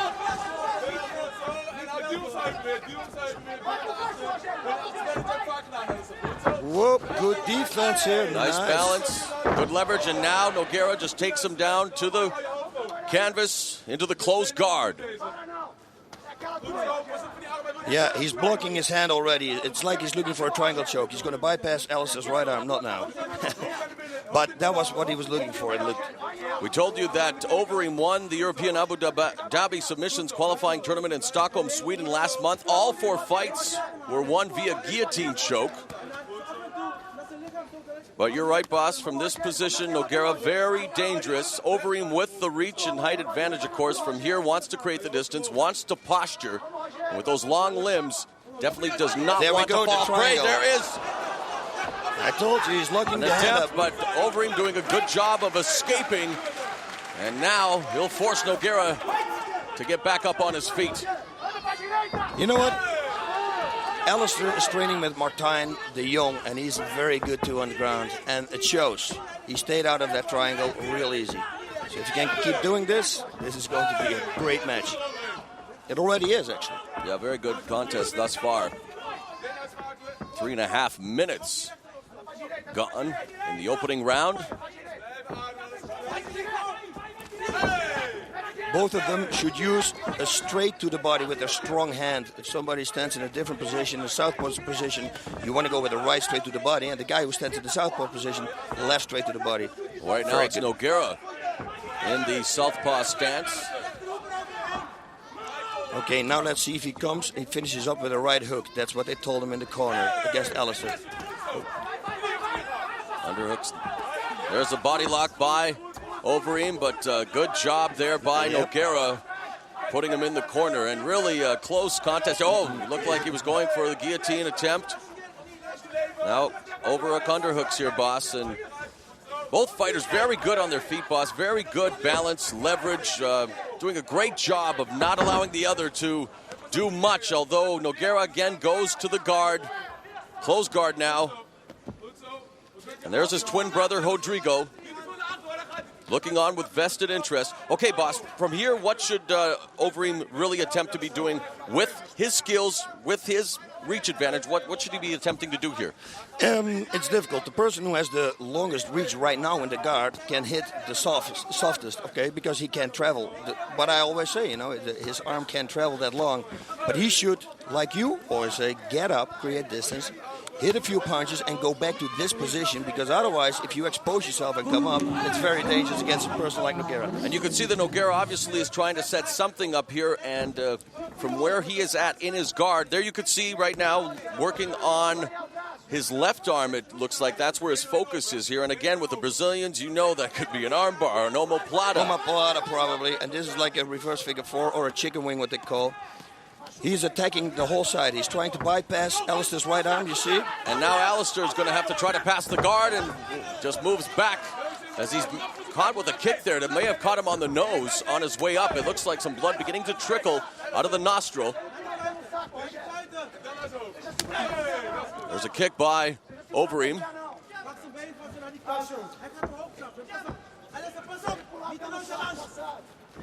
Now in the butt scoop position. And the referee doing a good job here, not allowing a lot of static time. Gets both of them back up on their feet. Overeem now. But you see, Overeem learned a lot from this match against Chuck Liddell when he kind of ran out of gas a little bit. Now he's pacing himself. He's doing everything perfect. His only loss in Pride coming against Chuck Liddell in the opening round of the 2003 middleweight tournament. Of course, Nogueira been working on his striking skills as well. Really showcased them against Kazushi Sakuraba at Shockwave 2003. Now looking for the throw, but again, as the round progresses, boss, the sweat begins to flow, and it's going to become more and more slick and more harder to even get that body lock takedown. Yep, or you got to go reach in between the legs here, what he's trying to do now, and go for an high crotch takedown. Quinton Jackson slam bam. Circling non-stop, so smart. Yeah, two very well-schooled fighters involved in this matchup, and again, there's a takedown attempt by Nogueira. Overeem doing a good job to thwart that. 7 minutes gone by in this opening round. It's been a stalemate, but an entertaining one between Alistair Overeem and Antônio Rogério Nogueira.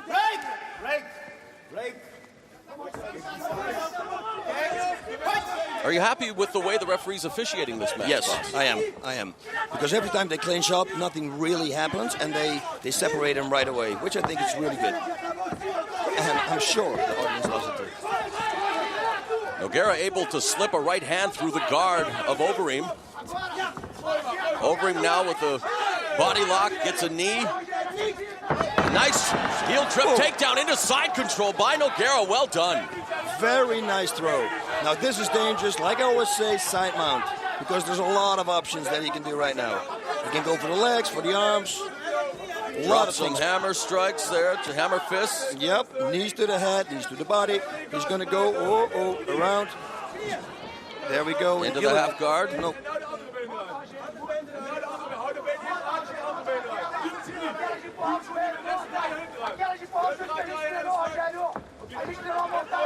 And you can hear Overeem's corner yelling out instructions. Meanwhile, Rogério's twin brother, Rodrigo Nogueira, yelling out advice to him. And now he's posturing, trying to create distance, almost going for the guillotine there. And now it's the half butterfly guard by Overeem. He's punching from the bottom. Yep. This is smart, keeping the hands, hold the hands. Yeah, real doing a good tight. job of trying to grip there. Now Nogueira breaks free. These two very evenly matched, boss. Yes, this is a good match. And you watch, when those guys go to the corner, they got good corner man. They will give good instructions. Second round is going to be even more explosive. From the position Nogueira's, I was just going to say, he's trying to pass the guard here, but Overeem doing a good job maintaining that half butterfly. Yep, and it's now a full guard even. Yes, you're right. Now it's slipped out.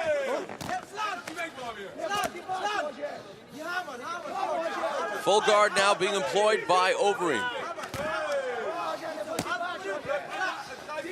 And into the last half minute of this opening round, and it'll be interesting to see if Nogueira begins to drop some more bombs, but Overeem on the bottom really doing a good job of trying to just stop this attack, but 15 seconds left.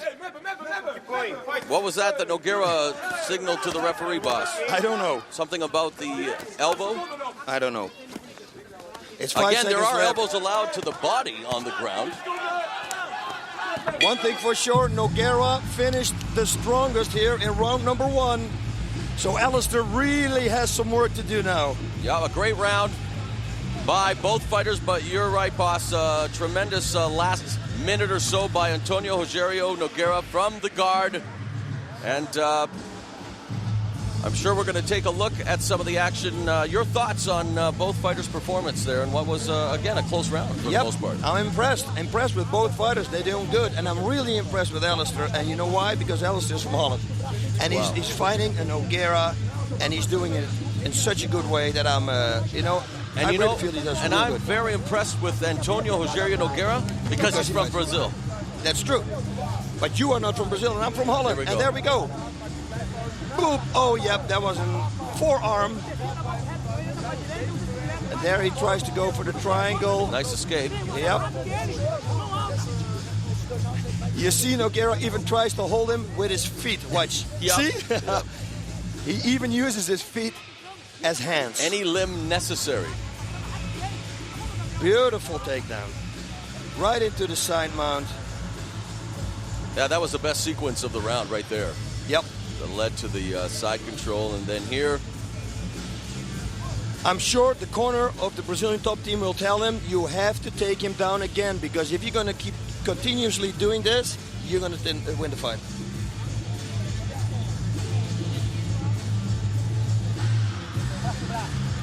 Anda pra direita, leve-se direto junto, bota cruzando. Tá bom? Aqui, meu campeão. Who looks in better shape right now, boss, as we take a look at both of them sitting in their corner? I think they're both equal. I think we're going to see a good second round.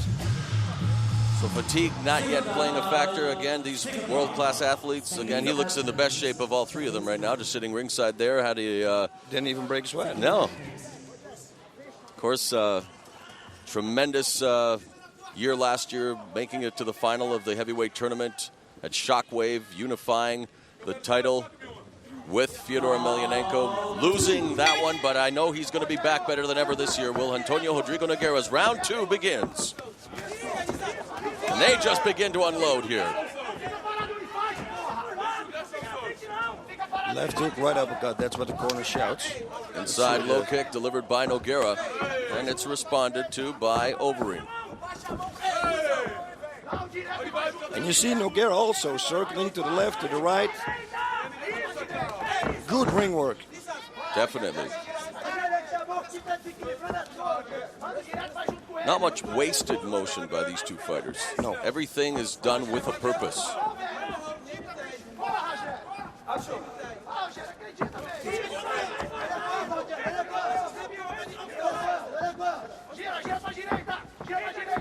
Obviously, a lot of respect between these two gladiators. Alistair missing with the right hand, and now into the clinch. Over hook, underhook there by Nogueira, but Alistair now along the ropes, but he's trying to create some distance here now. Going for a knee strike, not really doing much as it's Nogueira just maintaining control there, but now Overeem takes it to the ring, and now there we go again for the third time into the open half guard of Nogueira. But this time, it could be different if he can escape that half guard, but Nogueira, it's Nogueira. It's going to be difficult. There we go. For a moment there, Overeem was in perfect position to strike, but is back down, and now it's Nogueira doing some striking of his own from the bottom, just some irritating shots to the head of Overeem. You can see that his positioning, the way he scrambles on the bottom, everything Nogueira does, well, there you go, simply able to stand up. Listen, if they play an open guard with a striker, it's pretty obvious that you're going to stand up. Ooh, there's a right hand. Uppercut. And his corner was saying, nice takedown by Overeem into side control for the first time in the fight. And they're going to move it to the center of the ring. And for the first time in this bout, Alistair Overeem will have side position on Nogueira. And Alistair Overeem from Holland, some of the world's best strikers come from there. We'll see if he's able to do some damage with his knees. Yep. And right now, boss, so much for side control. He's able to go right to the guard, was Nogueira, into the full guard. Yep, and again, he's looking to bypass that hand in a triangle. A triangle attempt here. Now, push him to the side and go for side mount. Overeem does a good job of escaping submission attempt. Does it rather nonchalantly. Doesn't feel the danger whatsoever. There's a high kick delivered by Overeem. Comes back with a right hand. Left and a right delivered by Nogueira. Underneath now goes Overeem into the body lock. He's got a double underhook, so he could throw him again. Less than 2 minutes remaining in the second round. Okay, they're one-on-one now. It's going to be more difficult. On two different occasions, Nogueira looked for nice throw there by Nogueira into side position. He looked like he was going for the front choke guillotine attempt and just slipped twice, but now he is in perfect position here to do some damage. Going for the Kimura. Watch out for the guillotine, they say, but also for a neck. And there's full mount now. Nice. But Overeem able to turn it into half guard, a closed half guard, but Nogueira now reining in the right hands. Overeem trying to wing block. He's neutralized Nogueira's left arm there momentarily, now just trying to smother him, and Nogueira trying to pass the half guard into side control here, boss. Overeem should roll him to the left now. Not anymore, but he had a chance there. And just like we saw in the first round, here we are again in the final minute, and it's Nogueira back in dominant position. Yep, and the Pride rules are whoever finishes the strongest is going to win the match. So we have one more round, actually. Back in the full mount. Here's some ground and pound by Nogueira. He's got to explode those hips. It looks like he almost surrendered his back there. Nogueira puts him back on his back. But again, boss, remember, of course, that the Pride fights, the rules, the fight is judged in its entirety, not round by round. But Overeem is in danger here in the last 10 seconds. It's 5 seconds. Can he help that? Is the referee going to step in? Will Overeem be saved by the bell? The bell. Whoa! It was almost saved by the bell. He was saved by the bell, boss, not almost. Yeah, but you know what? The round is over. The corner was shouting at him. He said, seconds. They were telling him how many seconds he had left. He thought, but you know what? It was a close call because he didn't defend himself. He was defending himself just holding his hands, but he was not improving his position. So that was a dangerous thing to do. Yeah, obviously another round that ended strongly for Antônio, Rogério, Nogueira. Let's go to the replay, boss. There you go again, the triangle escape. But if I would have been Alistair, escape and go to the side mount right away. But he says, you know what, I'm just going to get up and let my foot go. All right, boss. As you take a look at the ground and pound there, let's go through the judging criteria right now, boss. Even though it's only through 2 rounds, let's give the fans at home a look at how a Pride fight is judged. Effort to finish the fight by either knockout or submission. How do you see it thus far? Okay, I got to say Nogueira then. Damage. Nogueira. Standing combinations and or ground control. Yeah, that is Nogueira now too. Takedowns and or takedown defense. Yep, Nogueira got 2, he got 1. Aggression. Both of them. So right now you do have Nogueira it goes without saying. Antônio Rogério Nogueira is winning this fight. So obviously for Alistair Demolition Man Overeem, he is a striker, Muay Thai kickboxer. He competed in wrestling and kickboxing since the age of 16. 7-0-1 in kickboxing. Known for his striking. We talked about his improvements in submissions. He's going to have to pull out one of the two, I think, to win this fight. You're absolutely right. He needs a knockout or a submission. Now, submission is going to be very difficult, but never say never. A knockout could be, but the way it looks now, Nogueira's doing a great job in keeping his distance and circling, so it could go the full fight. And you know, with the name Nogueira, these guys, they seem to get better as the fight goes on. True, you're so right. The final round of this entertaining matchup between Antônio Rogério Nogueira and Alistair Overeem. That's good. Right to the body, and now he's going to come up with the right to the body and left hook to the head.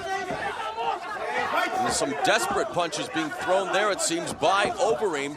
Nogueira seems a little crisper there. Goes in now, body lock and the takedown.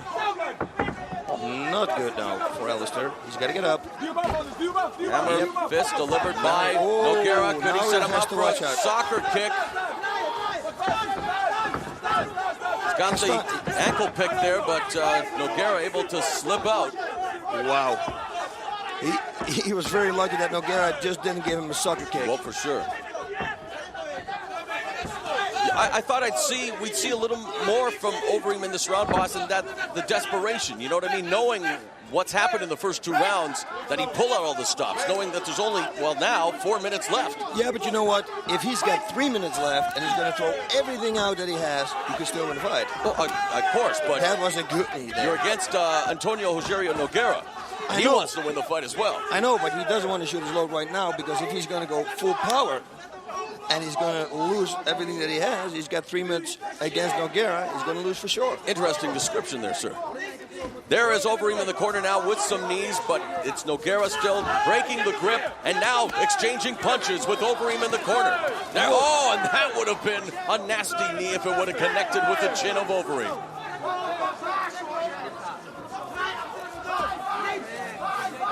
Yeah, Overeem needs something. It looks really like fatigue right is set in for Overeem, and there was almost a judo throw by Nogueira, but now it does look like the tank is beginning to empty for Overeem, while Antônio Rogério Nogueira remains in his zone, if you will.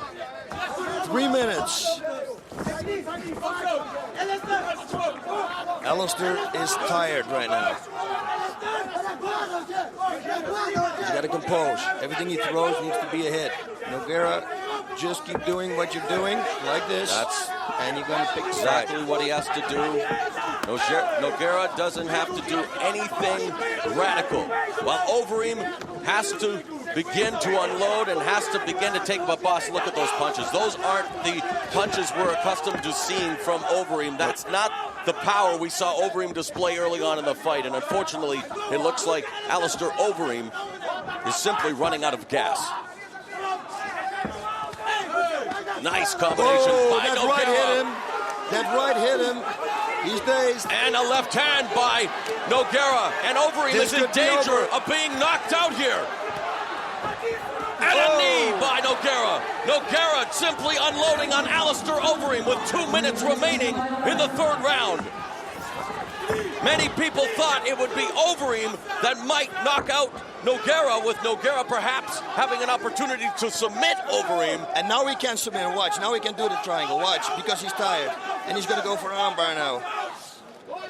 Now Alistair has to watch out, because the reflexes are going down. You see, he's locking up Alistair's right arm, which is dangerous. Overeem doing a good job, though, of trying to stay alive, displaying the heart and the fighting spirit. We're into 1 minute, 27 seconds left in the fight. There's a yellow card coming. Overeem was able to weather the storm, withstand that barrage, boss, and how impressive did Nogueira look? Very impressive. Very impressive. And we have a yellow card now being issued by the referee.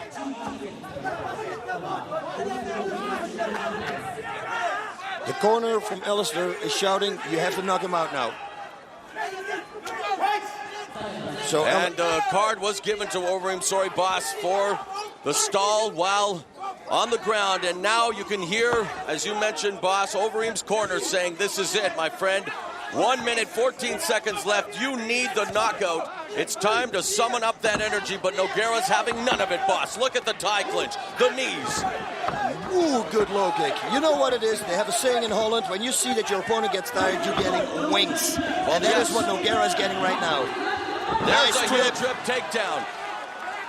And Antônio Rogério Nogueira simply looking fabulous here tonight.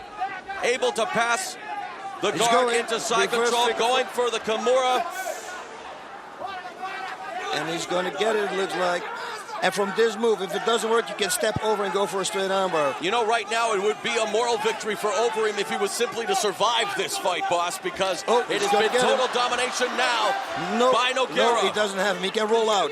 Right now, Overeem just has to make a somersault, and he's out. This is even better, and now he should finish him. He's got, what, 16 seconds we have. 15 seconds remaining in the bout. We are down to the final 10 seconds, and Alistair Overeem needs to do something drastically if he wants to pull out a miracle here tonight, because Antônio Rogério Nogueira is on his way to recording an impressive win over the Demolition Man. Yes, and he did. What a great fight. Yeah, 100% sure to Nogueira.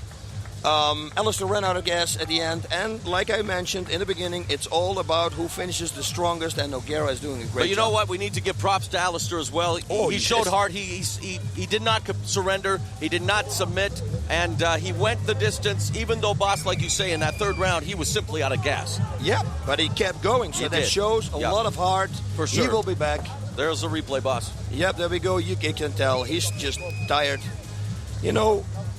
What impressed you the most about Antônio Rogério Nogueira tonight, boss? Oh, this, what he's doing right now. I mean, he's hitting, he's going for it. He knows he's ahead on points. When he sees an opportunity, he's taking it.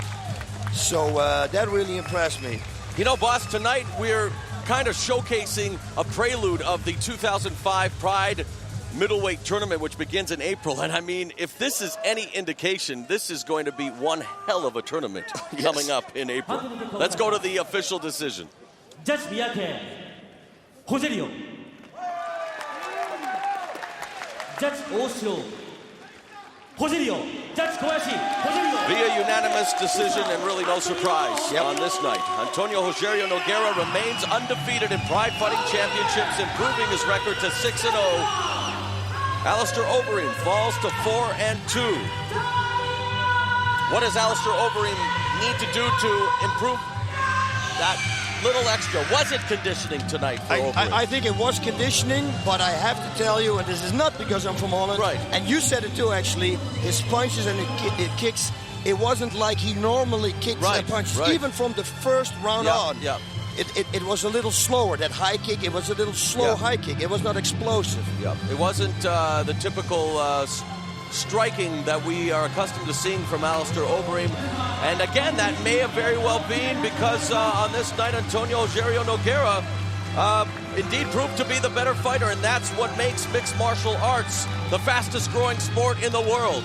Two gladiators step into the ring, and on this night, Alistair Overeem and Antônio Rogério Nogueira went at it toe-to-toe, and there you see Nogueira emerge victorious. Yeah, that's one thing. They always finish strong, you know? And even though he knows that he's totally ahead on points, he still gives everything he got.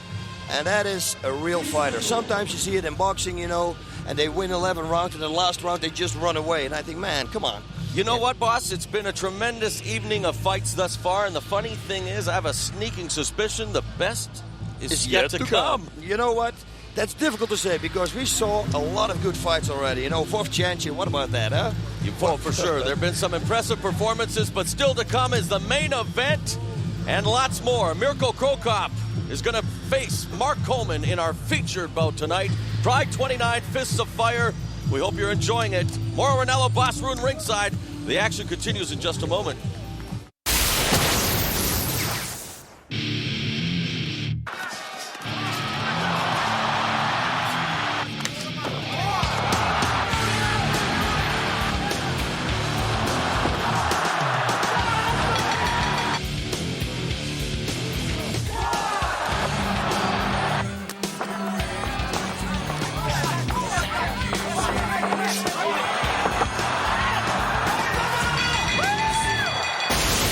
I'm more focused, you know. You know, when you come off a loss and stuff like that, you know, you don't, you know, especially the way I lost last time. You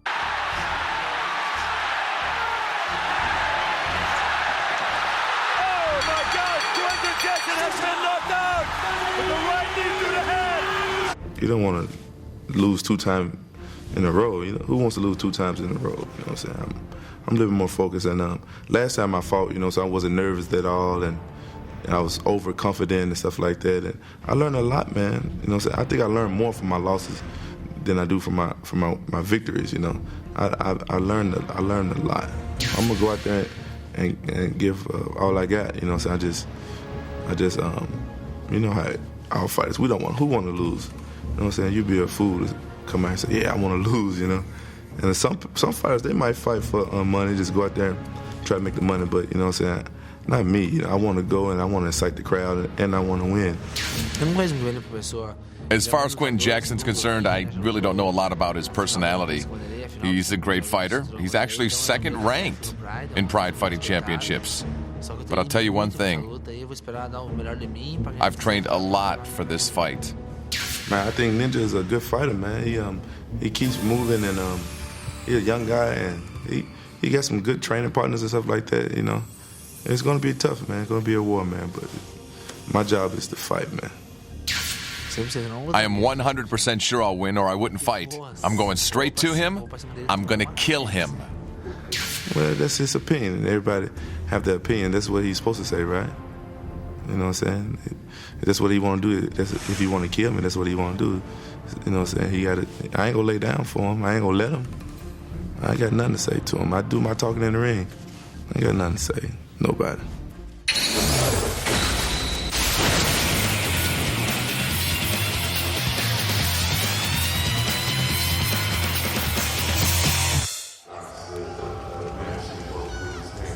This next fight at Pride 29, Fists of Fire, coming to you from the Saitama Super Arena in Japan, features Quinton Rampage Jackson. He was one half of the 2004 MMA Fight of the Year, which took place last October at Pride 28, as he went up against Pride World Middleweight Champion Vanderlei Silva. Boss, an unbelievable effort, which ended with Silva defending the title, knocking out Jackson. But Jackson has a new look, as you will soon see, a full head of hair, a new attitude, and definitely wants to be a part of the Pride Middleweight Tournament getting underway in April.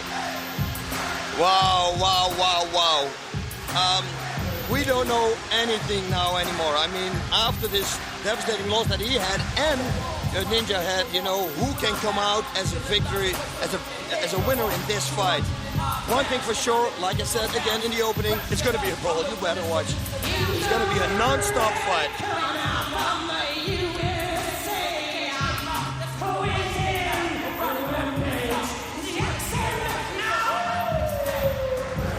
Jackson says he's going to try and pace himself in this fight.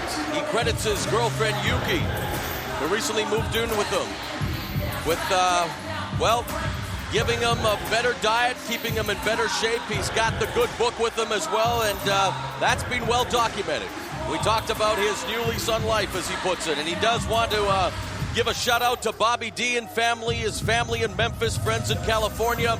And while we're at it, boss, also big shouts out to Sandbox and Bunga. And there you see Vanderlei Silva. You know, we have fans all over the world, and Sandbox and Bunga, you're El Wapo after all, in British Columbia, Canada, never miss Pride Fighting Championships pay-per-view. They are big fans of both Rampage Jackson and our main man, Murilo Ninja, so big shouts out to them as well.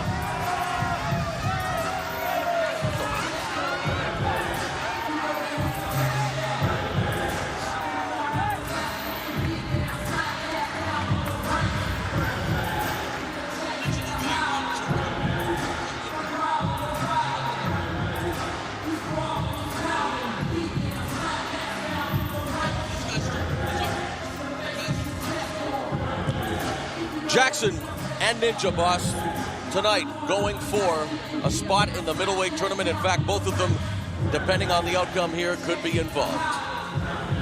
That's why this fight is going to be so interesting. This could be the match, the fight of the night. But hey, World Cup Coleman, it's coming up too. Yes, That's why it's amazing tonight here at Pride 29. There's still the main event to come, but again, anything can happen. These two warriors with lots at stake, both coming off losses, both looking to right the wrong.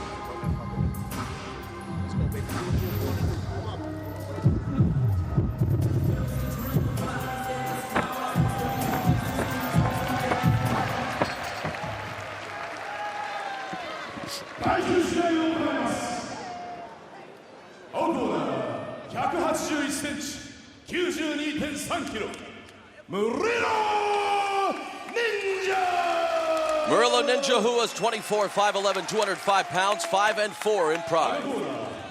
185センチ、92.7 キロ。Quinton Rampage Jackson! Quinton Rampage Jackson's 26, 6'1", 205 pounds, 9-4 in Pride Fighting Championships.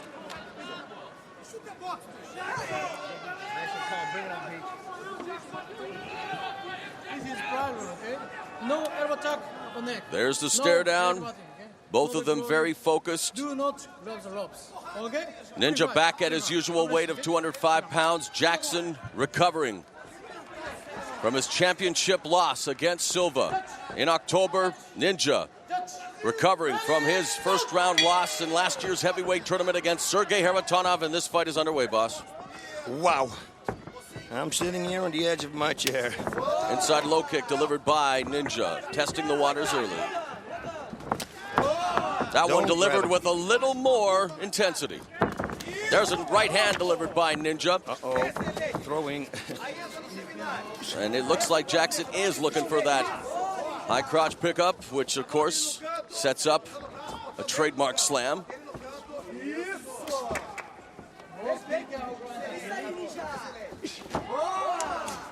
They exchange knees now at close quarters. Yep, obviously the Shootbox Academy has been training for this situation. For the picks up, there's a nice high knee there. Ninja, guillotine choke here, applied on Ninja. The arm's trapped as well, however. And Jackson has to be cognizant of the fact he doesn't want to expend too much energy if there's not a great percentage of getting the choke. And there you go, they're back at a distance. And Ninja now, oh man, nice jab there by Jackson. Yeah, he made a jab and Ninja just walked forward, so he walked straight onto it. Overhook, underhook there, and both of them now showcasing their balance. Ninja looking for the takedown. Jackson showcase balance, nice knee. And that's going to take away his base if he keeps that up.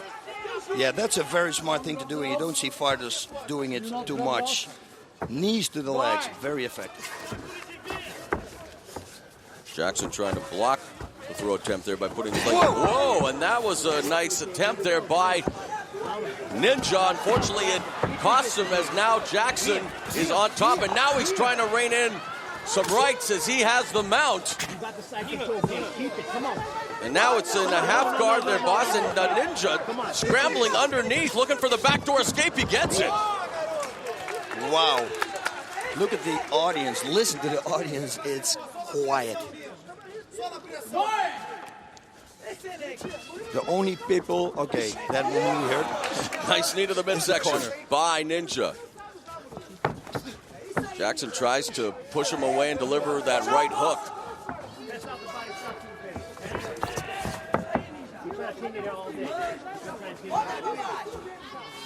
Body lock by Ninja.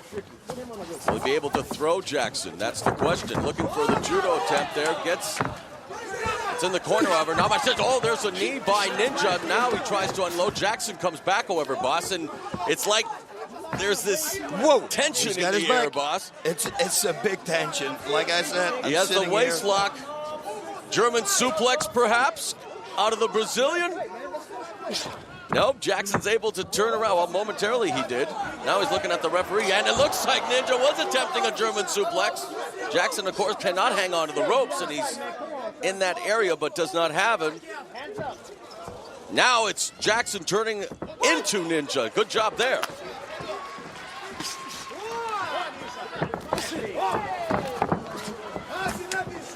Wow.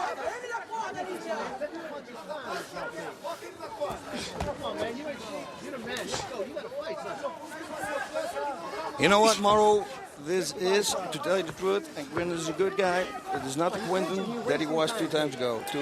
We talked to him, and I mentioned as he was making his way to the ring that he's going to try and pace himself in this fight. He said that he was going to approach this a little differently. He said that perhaps against Silva and other times that he was too aggressive, pushed it too much. So in a way, I'm not that surprised. In fact, he and Ninja right now. There he's going. Doing a good job here. 4 minutes gone in the fight. And he's showing respect that he should against a guy like Murilo Ninja. And there, now we see Jackson. On his head. Drops him on his head, has side control. And you were saying, boss? I was saying something that I shouldn't have said, but it was before. There's Vanderlei Silva, the Pride World Middleweight Champion. Now Quinton back up to their feet. Nice escape here from Ninja. Yep. Very nice. And a good fight thus far between Ninja and Rampage.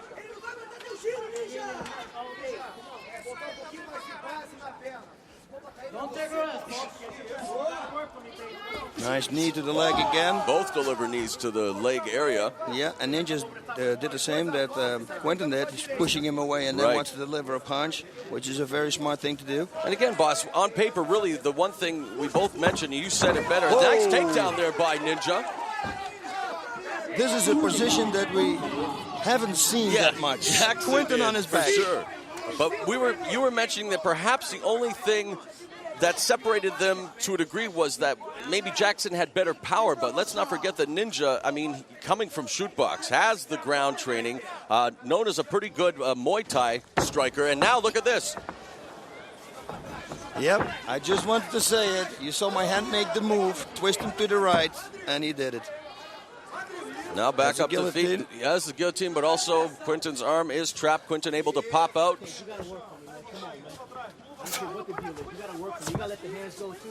You let them get way too much position on you, man. Come on. Yeah, you can feel the tension just by listening. Like I said, the audience, it's so quiet. Everybody's a little nervous. Nice knee there by Ninja. Takedown by Rampage.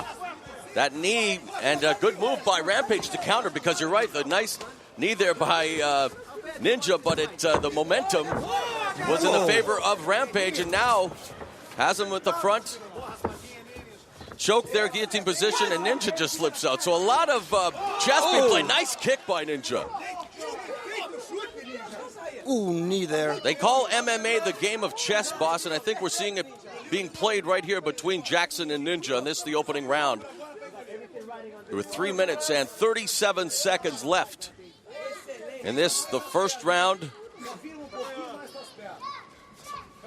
And you can hear a little youngster there cheering on his or her favorite at the Saitama Super Arena. The referee, the senior official Yuji Shimada, calling for the break and bringing them back to the center of the ring and calling for action. You see Jackson circling. Yep. Ninja coming straight ahead. Nice high kick delivered by Ninja again. Blocked by Jackson. Oh, Jackson just missing with the uppercut, boss. Ooh, kick to the body there. Oh, that knee almost hit Jackson.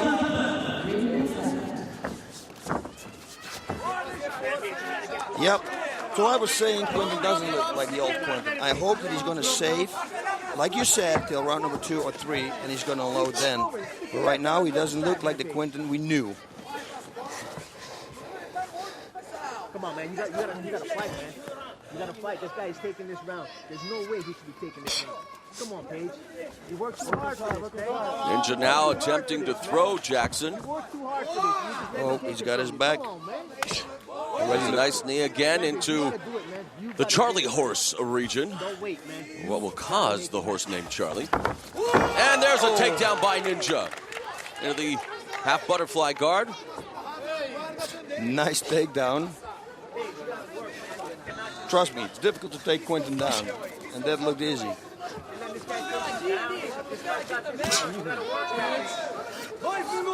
Cannot sell the talents of Murilo Ninja short. Of course, coming from the Shootbox Academy in Brazil, one of the top teams in the world. And Quinton Jackson knew that coming in, and of course, after being knocked out by Vanderlei Silva in the biggest fight of his career, you have to wonder, boss. And you know very well, being in the fight game most of your life, that coming out of a fight like that, what it can do mentally to a fighter. And this is his first fight since. Many things can be at work. But Quinton stands up like he's really tired. It looks like he's, fatigued. Into the closed guard of Ninja. Into the final 90 seconds of round number 1. And Ninja into Jackson's closed guard make that. Best thing Quinton can do right now is just what he's doing. Just relax now. Get your breath. This is dangerous. Don't let him get out of your guard. Roll him to the right now. That's what he's got to do. Explode to the right. And again, if he is tired, that may be difficult right now. He's closed that half guard, but you're right. I mean, it looks like Ninja's having very little difficulty in imposing his will especially in this opening now. round, especially, like you say, here in the final minute. And he passes the guard. Now looking for a knee strike. Has that left arm there. Now it's Nice Jackson doing reverse. a good job. Nice sweep by Quinton Rampage Jackson. But this is typical Quinton now. It's the end of the round, and then the bell is going to go. This is a perfect situation, Quinton, but he's got only 29 seconds left. He's got to go all out right now. Nice work here by Ninja to keep him away like that. Very good. Yeah, doing a good job with his legs. Keeping very busy on the bottom is Murilo Ninja. Jackson ends up on the top, but I think that round, obviously, boss, belongs to Murilo Ninja Hua, who definitely is the fresher looking of the two fighters as they head back to their respective corners. Yep. You are absolutely right. Quinton doesn't look... Watch the mouthpiece out. Third time is a charm, what they say, like the old Quinton. You know Hua's strength is his Muay Thai training. He's a very accurate and punishing striker we've seen in the past to enjoy standing and trading with his opponents. Jackson, known as the king of the slam, had an opportunity, and we did see not so much as of a slam, but he did put him on his head, and let's revisit some of that action. Look at this. Ninja tried to slam him down, and then he reversed it just by shifting his body weight. But then Ninja came. He's going to escape this situation, and then Ninja came with the takedowns. Ninja did really well scrambling on the bottom. Yeah, and this too. See, he's got one leg in between the legs, so he can throw him over. Look at this.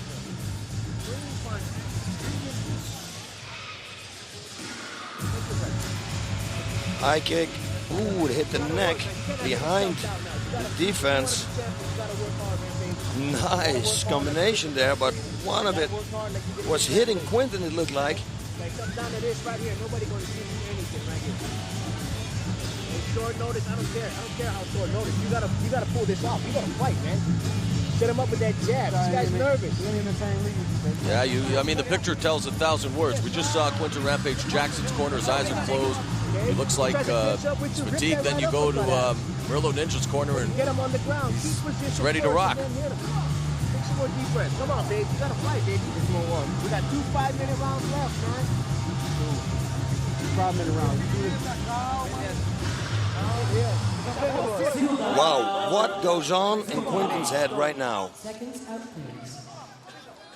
I think the mental price that he paid when he lost to that man right there last October, knowing how much he wanted that middleweight championship.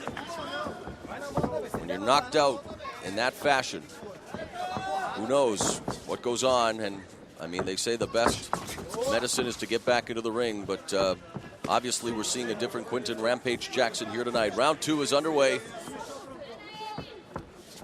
Some bobbing and weaving now.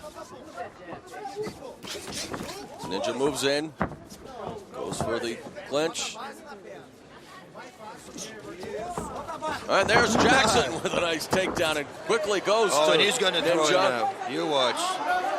Whoa. There's a German suplex by Jackson. But that's a lot of energy. That is going to cost you a lot of energy. He's got to recoup now here in the half guard. Do not let Ninja get the full guard. We're looking for a leg lock. Look. Yep, Ninja underneath. Yep. And now he's got the arm. Well, he turns him. And it turned him again.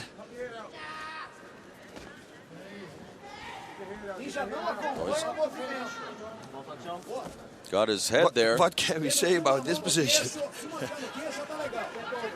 He's got Jackson's headbutt. He's not, I mean, where his positioning is, I wouldn't try to do much there if I were Ninja. And Jackson now back in the side control, finally delivers a knee, but Ninja doing a great job again on the bottom of just keeping busy, getting back up to his feet, and really, now he might be in some danger, but Ninja doing a great job of just really avoiding anything that Jackson tries at this stage. And again, we're not seeing the same aggressive, intense Quinton Rampage Jackson. We mentioned that he was trying to pace himself in this fight, but the time for pacing yourself is over, boss.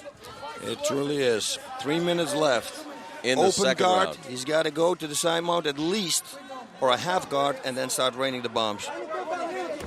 That was a good shot. You could hear it here. I felt it. Yeah, that was a textbook strike by Jackson. Ninja again looking to get out from underneath. And Jackson right now, it just looks like, I hate to say it, boss, but not doing a lot from the top. It's almost like he's taking a rest, yeah, you know, and he waits for leg lock coming now up. It's Ninja with the leg lock, but nice a great out. escape by Jackson. And on top again. Into the open guard. Good sequence there. Yes. But he's got to do something here, boss. I mean, he can't just, again, I hate to use the term, but laying and praying. Yeah, and especially in this position, you know, he's good. He's very strong in this position. He can deliver hard punches. You know, he was hard on his way with Vanderlei Silva in this position. You know, it's been proven over and over. If you watch his fights on the mat, he's deadly with knee strikes. From side mount especially, he's great at ground and pound. And right now, it just seems like he's content to just wait for the referee to do what he's doing right now. And that's bring them back to the center of the ring. In fact, I thought maybe he was even going to maybe give Jackson a yellow card, but he may be in danger of receiving one here, boss. Whoa, triangle choke, and that's going to be on. Quinton better do something right now. His reaction time is very slow. He's going to slam him. Okay, and with the now images of the fight against Ricardo Arona come to mind. Into an armbar, I think. Oh, no, good escape by Jackson. You see, that's what I'm talking about with Alistair moving and then goes to the side mount. Now the north-south. But back to the body lock by Ninja. Always seems to be a step ahead of Jackson in this fight, boss.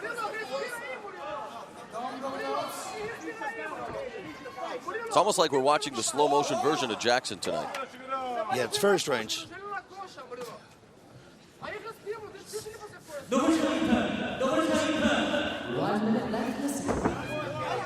Whoa. Single leg pickup by Jackson. He's got to do Goes something. to the body lock. Bull rushes him to the ropes, but again, where's it going to lead?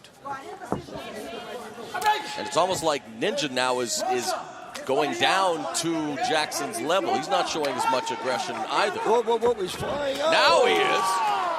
That was a smart thing to do. Half a minute remaining in round number 2. You see, that's what happens. If the referee breaks you and you just walk away, you don't pay attention to the other fighter, that could be dangerous. Very dangerous. It's the same position we had before when they were laying next to the rope. There's nothing really there. Quinton's got to jump out at that half guard now. But 7 seconds. What are you going to do? And here we go.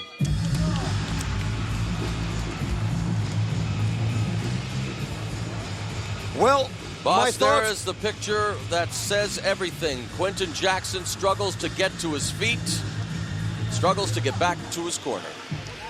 You know what? And I said in the beginning, this is going to be a brawl. Remember, I thought that these guys really were going to go at it, but something's in the air, it almost looks like. Here we go. It's a good block there, the inside low kick. And there we go. Yep, but not the way he normally does it. Huh? Not with the same pop. The belly-to-back suplex, as it's properly pronounced in this type of wrestling. Not the suplex that the other form of wrestling butchered it as. That was a good knee right there. That one missed. Whoa. Ooh, look at that.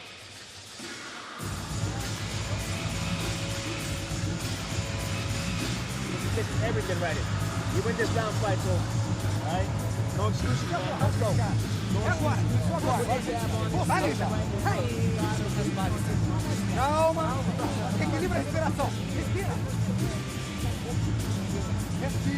Vanderlei Silva in the crowd. Of course, he has vested interest as his stablemate, Murilo Ninja. He's involved in this matchup. Ninja, of course, got married last October. He and his bride, Anna Paula, spent their honeymoon traveling in England, France, and Italy. Jackson raising his son, D'Angelo, in California. And now Silva wanting to fight Hidehiko Yoshida. We remind you that coming up April 14th, it is Bushido 6.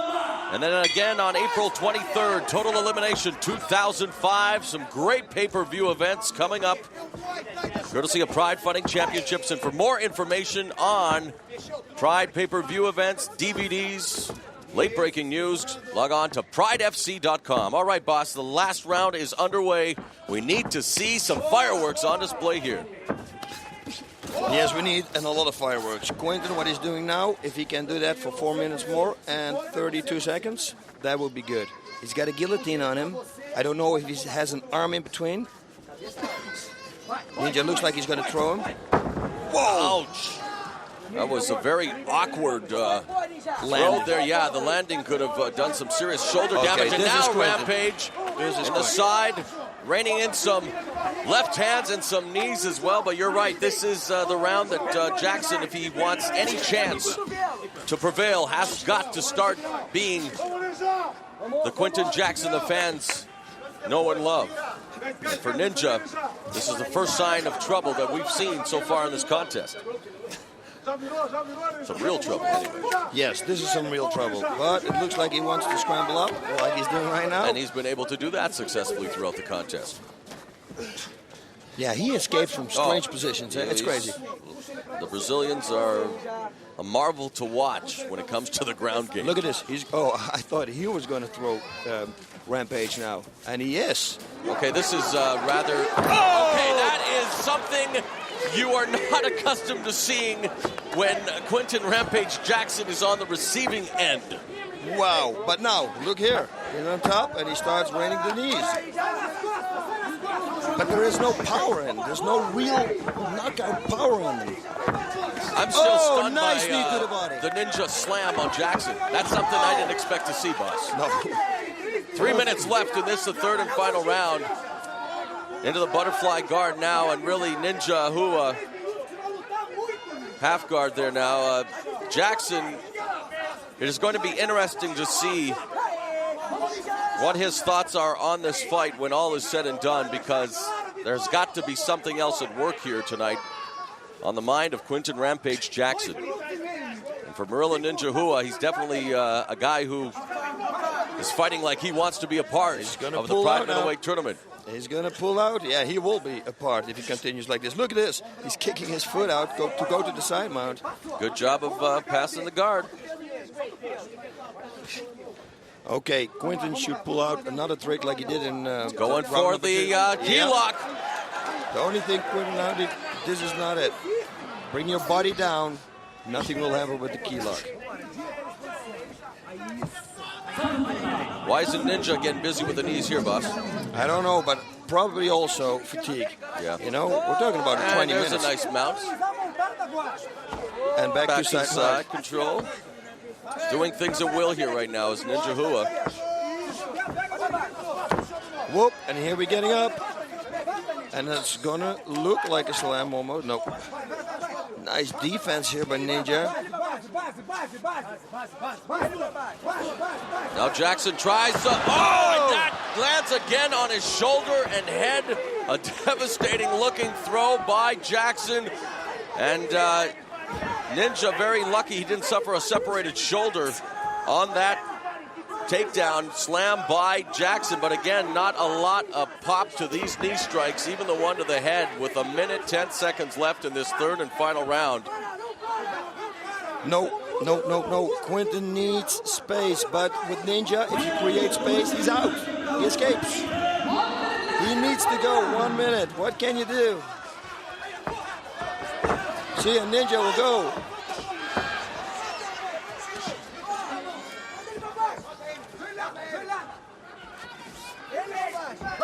Single leg pickup by Ninja. Jackson trying to put all of his body weight over the top of Ninja. Who's the stronger here? Whoa, 30 seconds.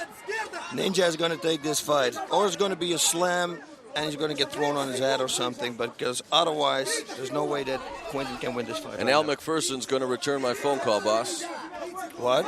And Al McPherson will return my phone call, what you just said. I mean, come on, let's face this. Murilo Ninja Hua is on his way to going to the Pride middleweight tournament. And for Quinton Rampage Jackson, there has to be some soul searching after this.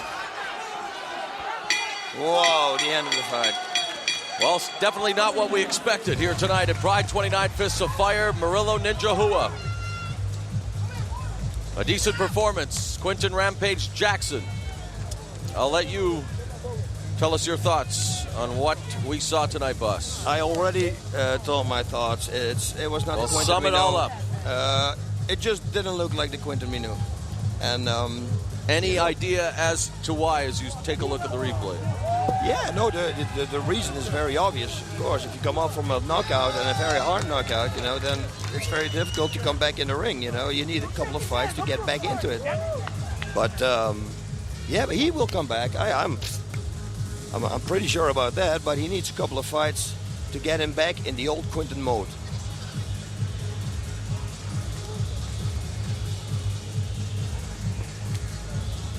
Nice takedown there. Ooh, that was the last one. That was a close one. But Ninja, he's in Houdini.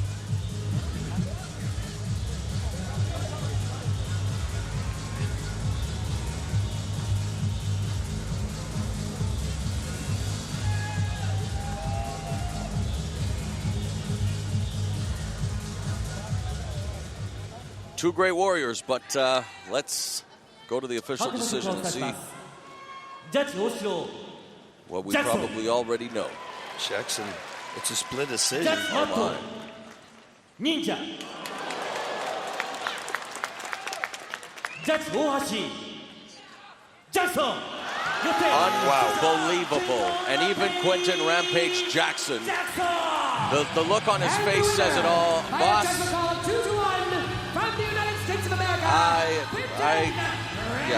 I'll let you, I don't know. No, we're not going to say anything. No, not Quinton's face and expression said it all. Quinton Jackson says it all, and that's the kind of person Quinton Jackson is as well. He's a true warrior, a true fighter, and Murilo Ninja Hua, I feel sorry for right now. I honestly do. Yeah, me too.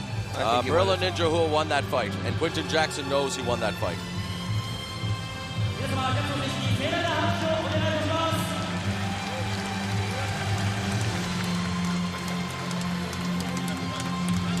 No, this is, I feel bad for Murilo Ninja. Murilo. No, Murilo, look at this. This is what we like to see. No, this is, yeah, he knows. Yeah, he's looking at us right now, Quinton Rampage Jackson knows it too. I want to give my trophy to Quinton Rampage Jackson deserves a round of applause. The tears streaming down Murilo Ninja Hua's face. This is a very uncomfortable situation, but this is what makes Pride Fighting, the fighters in Pride Fighting right now, the cool and classy acts that they are. Quinton Jackson doesn't even want to accept the trophy. I don't know what happened here, boss, but needless to say, Jackson gets the decision, but my goodness, my heart goes out. I know it for you too. Murilo Ninja Hua deserves a victory. That's all I can say in that one. That's it. And we'll leave it at that. Boa noite. Eu queria aproveitar e desafiá-lo para o próximo evento, o Quinton. また次回の試合に戦いたいと思います。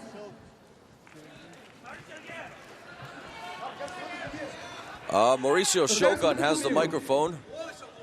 And I think he's addressing his comments to Quinton Rampage Jackson. And he is saying that he would like to fight against Quinton Jackson. It's going to be interesting to see what is happening here, because I don't think this is one of those animosity-filled challenges, boss. No. This is, I mean, if anything, I would like... Yeah, here, this is going to be cool. If Pride give me ample enough time, at least 2 months to train, I don't fight anybody in my weight class. I don't like last-minute fights. My last fight, you know, I got knocked out, got my nose broke, and I come out here on short notice, and I try to put on a good show. But I'll fight Shogun. I didn't want to fight you at first, but it's my job to fight. So I get paid to fight. I'll fight anybody for the right money with enough time to train. もちろん試合というのは自分の仕事ですから、金のために、そして自分の誇りをかけて戦います。でも十分準備をする時間をください。2ヶ月あればプロとして誰とでも戦います。Quinton Jackson's not judging the fight. I mean, he is a professional fighter. He was given the decision. I mean, that's his job. And, you know, yep, you're absolutely right. That's how it is. You can't throw back the clock. No, and I mean, and this is not, you know, this. The judges see it a certain way. I mean, you know, boss, we have, and this is a nice act of sportsmanship. Obviously, it's going to happen. Shogun. I mean, okay, let's quickly do this if we can, boss, just to make the fans at home who may agree with what happened here tonight, may disagree. Effort to finish the fight by either knockout or submission, boss. Number one. What? Yeah, I think Murilo. Just let's see. Damage Murilo. Standing combinations and or ground control. It was pretty much both, but a little bit more. I think Murilo also. Takedowns and or takedown defense. Yeah, Murilo had more takedowns, I guess. Was it or not? Or maybe even. Maybe even there. Yeah. Aggression. I think that Murilo was a little bit more aggressive because it was not the old quit. Yeah, okay, well, there you go. I mean, if you look down the Pride judging criteria, it says it all. But anyway, ladies and gentlemen, Quinton Rampage Jackson, the winner in stunning fashion by split decision. Coming up, the main event, Mirko Krokop versus Mark Coleman. This is Pride 29, Fists of Fire.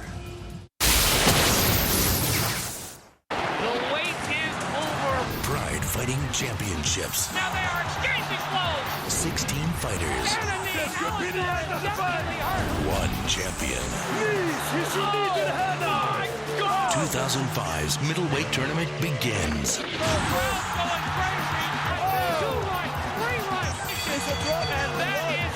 Order Pride Fighting's Total Elimination 2005.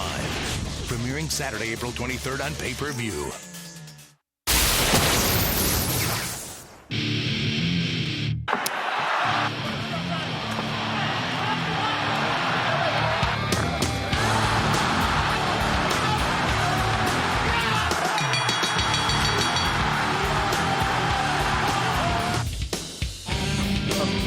Shoot, we know what happened. He dragged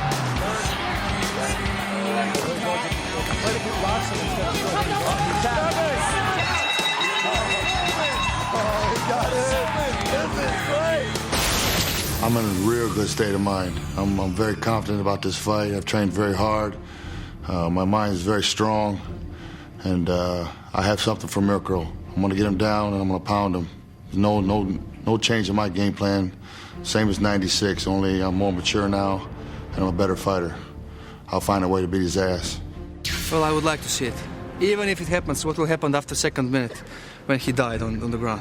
I know he can't stop me from taking him down. He's a great fighter. I give him respect for that, but he's never had nobody on top of him like me. And he's going to find out when I'm on top of him. He's going to find out what I'm all about. We'll have to see about it, too.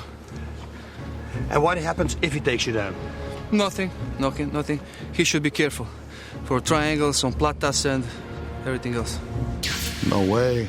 Come on, 4-time world champion, 4 belts. What do you mean, no way? You know, he's got to come to me. What's he going to do when I take him down? I'm the best wrestler in the business. What's he going to do when I'm on top of him? I'm going to pound him out. Sure, there's a good chance he can knock me out. He can knock anybody out. But if he don't, I'm going to pound him and I'm going to make him quit. Like I said, I'm going to find a way to make him quit. I got plans for him. He won't. I'll beat him.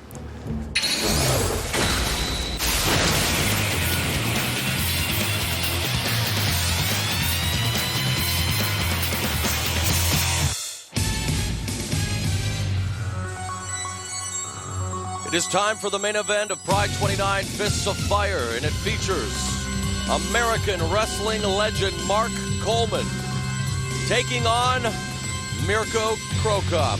And boss, the storyline, it's rather simple to follow. In the first round of the 2004 Pride Heavyweight Tournament, Mirko Krokop, one of the heavy favorites to go all the way, faced Kevin Randleman of Hammerhouse. Randleman stunned the entire MMA world by knocking out Mirko Krokop, handing him his first knockout loss in mixed martial arts. Yep. This past Shockwave event, the rematch, Mirko Krokop submitted Kevin Randleman and then challenged Mark Coleman in the ring to a fight. It was actually Mark challenged him. He went to him and he said, I want to fight you. And then Mirko thought, what, you want to fight me right now? They thought it was, but Mark said, no, man, let's get money for it. Let's fight each other. Because in the ring at the time, it was Mirko Krokop who took the microphone and said, hey, I want to challenge Mr. Mark Coleman, but I did not know that. I thought you're the intrepid reporter here, so I know how close you and Mirko are, of course. But anyway, Mark Coleman definitely has an opportunity to do what Kevin Randleman did in the first round of the heavyweight tournament last year, and that's shock the mixed martial arts world, because Mirko Krokop says that 2005 he wants to become Pride heavyweight champion. He wants a date with Fyodor Emelianenko, the Pride heavyweight title holder. Coleman says that he's in tremendous shape. He spent time training in Las Vegas at Mark Lehman's gym with the likes of Phil Baroni, Randy Couture, and the monster Kevin Randleman. Will this be Mark Coleman's night? We'll find out soon enough. Pride 29 Fists of Fire has been an eventful night, and it's now time for the main event.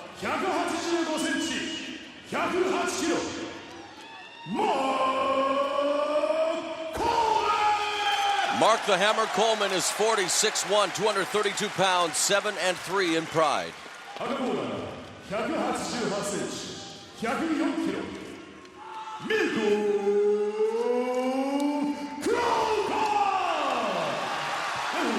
Mirko Krokop, part of Team Krokop, of course, and he is definitely going to be a force to be reckoned with in this fight tonight. No head things, not growing. Do not grab the lobs, okay? Exciting fight, okay? Pick up. And here we go, shaking hands, round number one. Woo! Look at, listen again. It's quiet here. Everybody's nervous. There's a tension in this place. Go!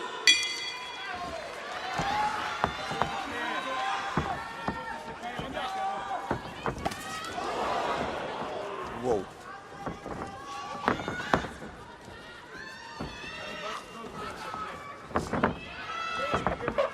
Whoa. That was a slow shot. Oi. Coleman misses with the kick. Krokop, of course, 36'2", 226 pounds with a record of 11-2-2 in Pride Fighting Championships. And Coleman now wanting to go toe-to-toe here with the supreme striker in Krokop. There's a nice right delivered by Coleman. Whoa. Goes for the shoot. Nice sprawl by Krokop. Wow. And moving to the side, circling. Best thing to do.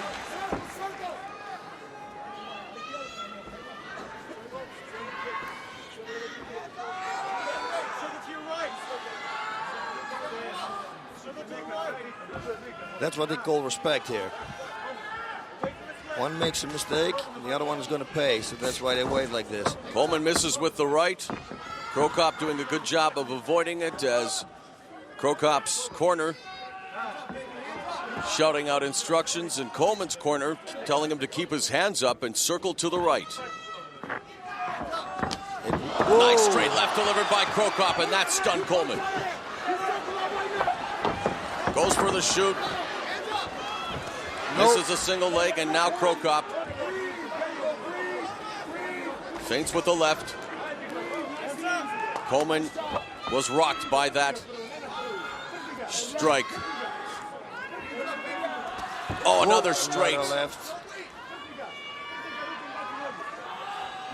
And Oh, another one. another one. This is not good for Mark.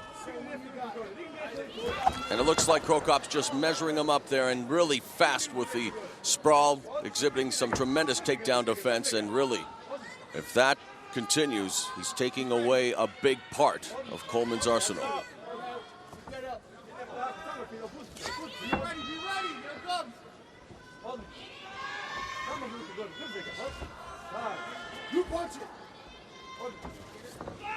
Yeah, you see, that's, again, respect.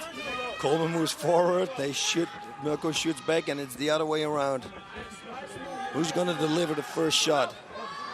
Or who's going to get the takedown? Yeah, right. Not Mirko, he's not going to take anybody down. Middle kick delivered by Coleman. Krokop doing a good job of countering and really just pushing away Coleman as he attempts to strike. You can see the confidence here, boss. Whoa. I mean, Krokop looks just calm, cool, collected, while Coleman, when he attempts to strike, you can see the nervous. Yeah. Oh, no, that's not good. His defense is not there. He's too late to block the left straight of Mirko Krokop. Every time he hits it. Again, going for the shoot, misses it, gets kicked in the head.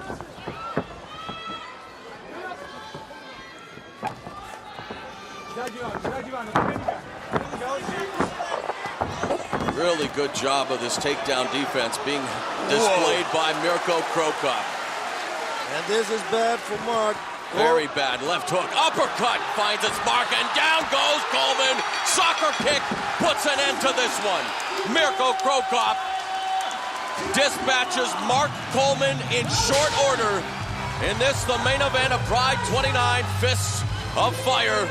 Mirko Krokop is on his way to a future title shot against Fyodor Emelianenko. It took all of 3 minutes and 42 seconds with the knockout. Mirko Krokop looked pretty good to me, boss. Listen, it's going to be so difficult to beat Mirko Krokop, and now our dream match finally is going to come up, and it's going to be Krokop and Fedor. Woo! I'm going to be so excited for that one. You know, boss, what impressed me even more, I mean, this guy, obviously a supreme striker, but look, the takedown defense is just amazing. It's second nature. Now working with Fabrizio Verdun on his ground game, I mean, he's scary enough. He is very scary. And when he fights Fyodor Emelianenko, I mean, what's going to give? What's going to give there? Who is going to win that fight? But you know what? That's going to be a close fight, and it could be a knockout. It's going to go either way. Yeah, that's going to be a classic confrontation. Mark Coleman gave it all he had, the 2000 Grand Prix champion. Where does he go from here, boss? You know what? I really can't tell, because it's all up to Mark. Mark has set his priorities straight, get everything right. Listen, he's a super talent. Look at that left. Oh, it started all with that. Yep, that was the first one. Whoa, that right was real hard too. Really good sprawl. Mirko's legs are so thick and so powerful, so he can sprawl perfectly. That's the whole thing. He's so explosive. Look at that left hook. Yeah, unbelievable, man. One can never tire of watching the likes of Mirko Krokop in action. He does everything oh so well. Let's go inside the ring and listen to the Croatian sensation. Hope you all enjoyed the fight. I can say only one thing. I'm still standing, and I'm still waiting for the title fight. Emelianenko, Fyodor, you are next. The fans responding to his challenge to Fyodor Emelianenko. 今日言いたいことは一つだけです。今私はこのリングの上に自分の足で立って、そして待っています。ヘビー級のチャンピオンシップのタイトルマッチをする日を待っています。フョードル選手、次はあなたです。Želio bih pozdraviti sve gledatelje Nove TV u domovini i sve one koji su mi dali potporu za ovu borbu. Hvala.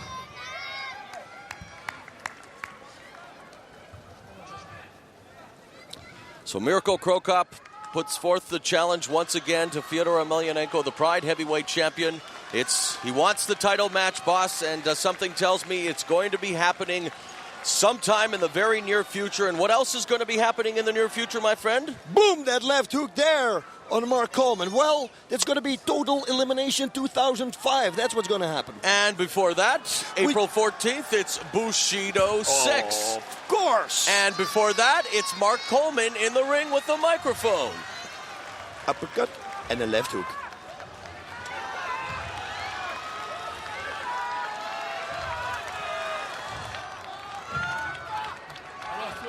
Tonight, Mirko Krokop is the toughest fighter I've ever fought in my life. But I won't quit. Good for him. I won't quit. All right, Mark Coleman saying he's not a quitter, and we should have expected that from a guy like Coleman, a pioneer in the sport, the inventor of the ground and pound, and all heart. And tonight, boss, Room Pride 29, Fists of Fire, showcased a lot of tremendous talent, a lot of tremendous knockouts and submissions, and a few interesting highlights, if you will.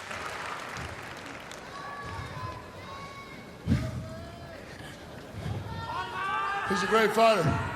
I don't know what else to say. The man's incredible. I think he's going to be wearing the belt very soon. But, like I said, I'm going to train hard. I have a lot of work to do. He kicked my ass. It's going to take a lot of work. I'm going to try to do it. I won't quit. I'm not done yet. I give him credit. He was a better fighter tonight. 本当に偉大な選手でした。信じられないぐらい強いです。それ以外言葉がありません。もうじきタイトルマッチに勝ってベルトを取るでしょう。でも私は練習をしてそしてやることをやります。今日は叩きのめされました。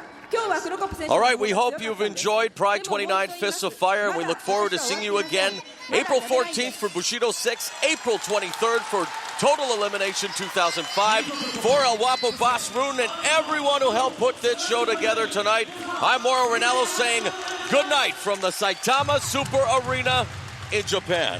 Sayonara.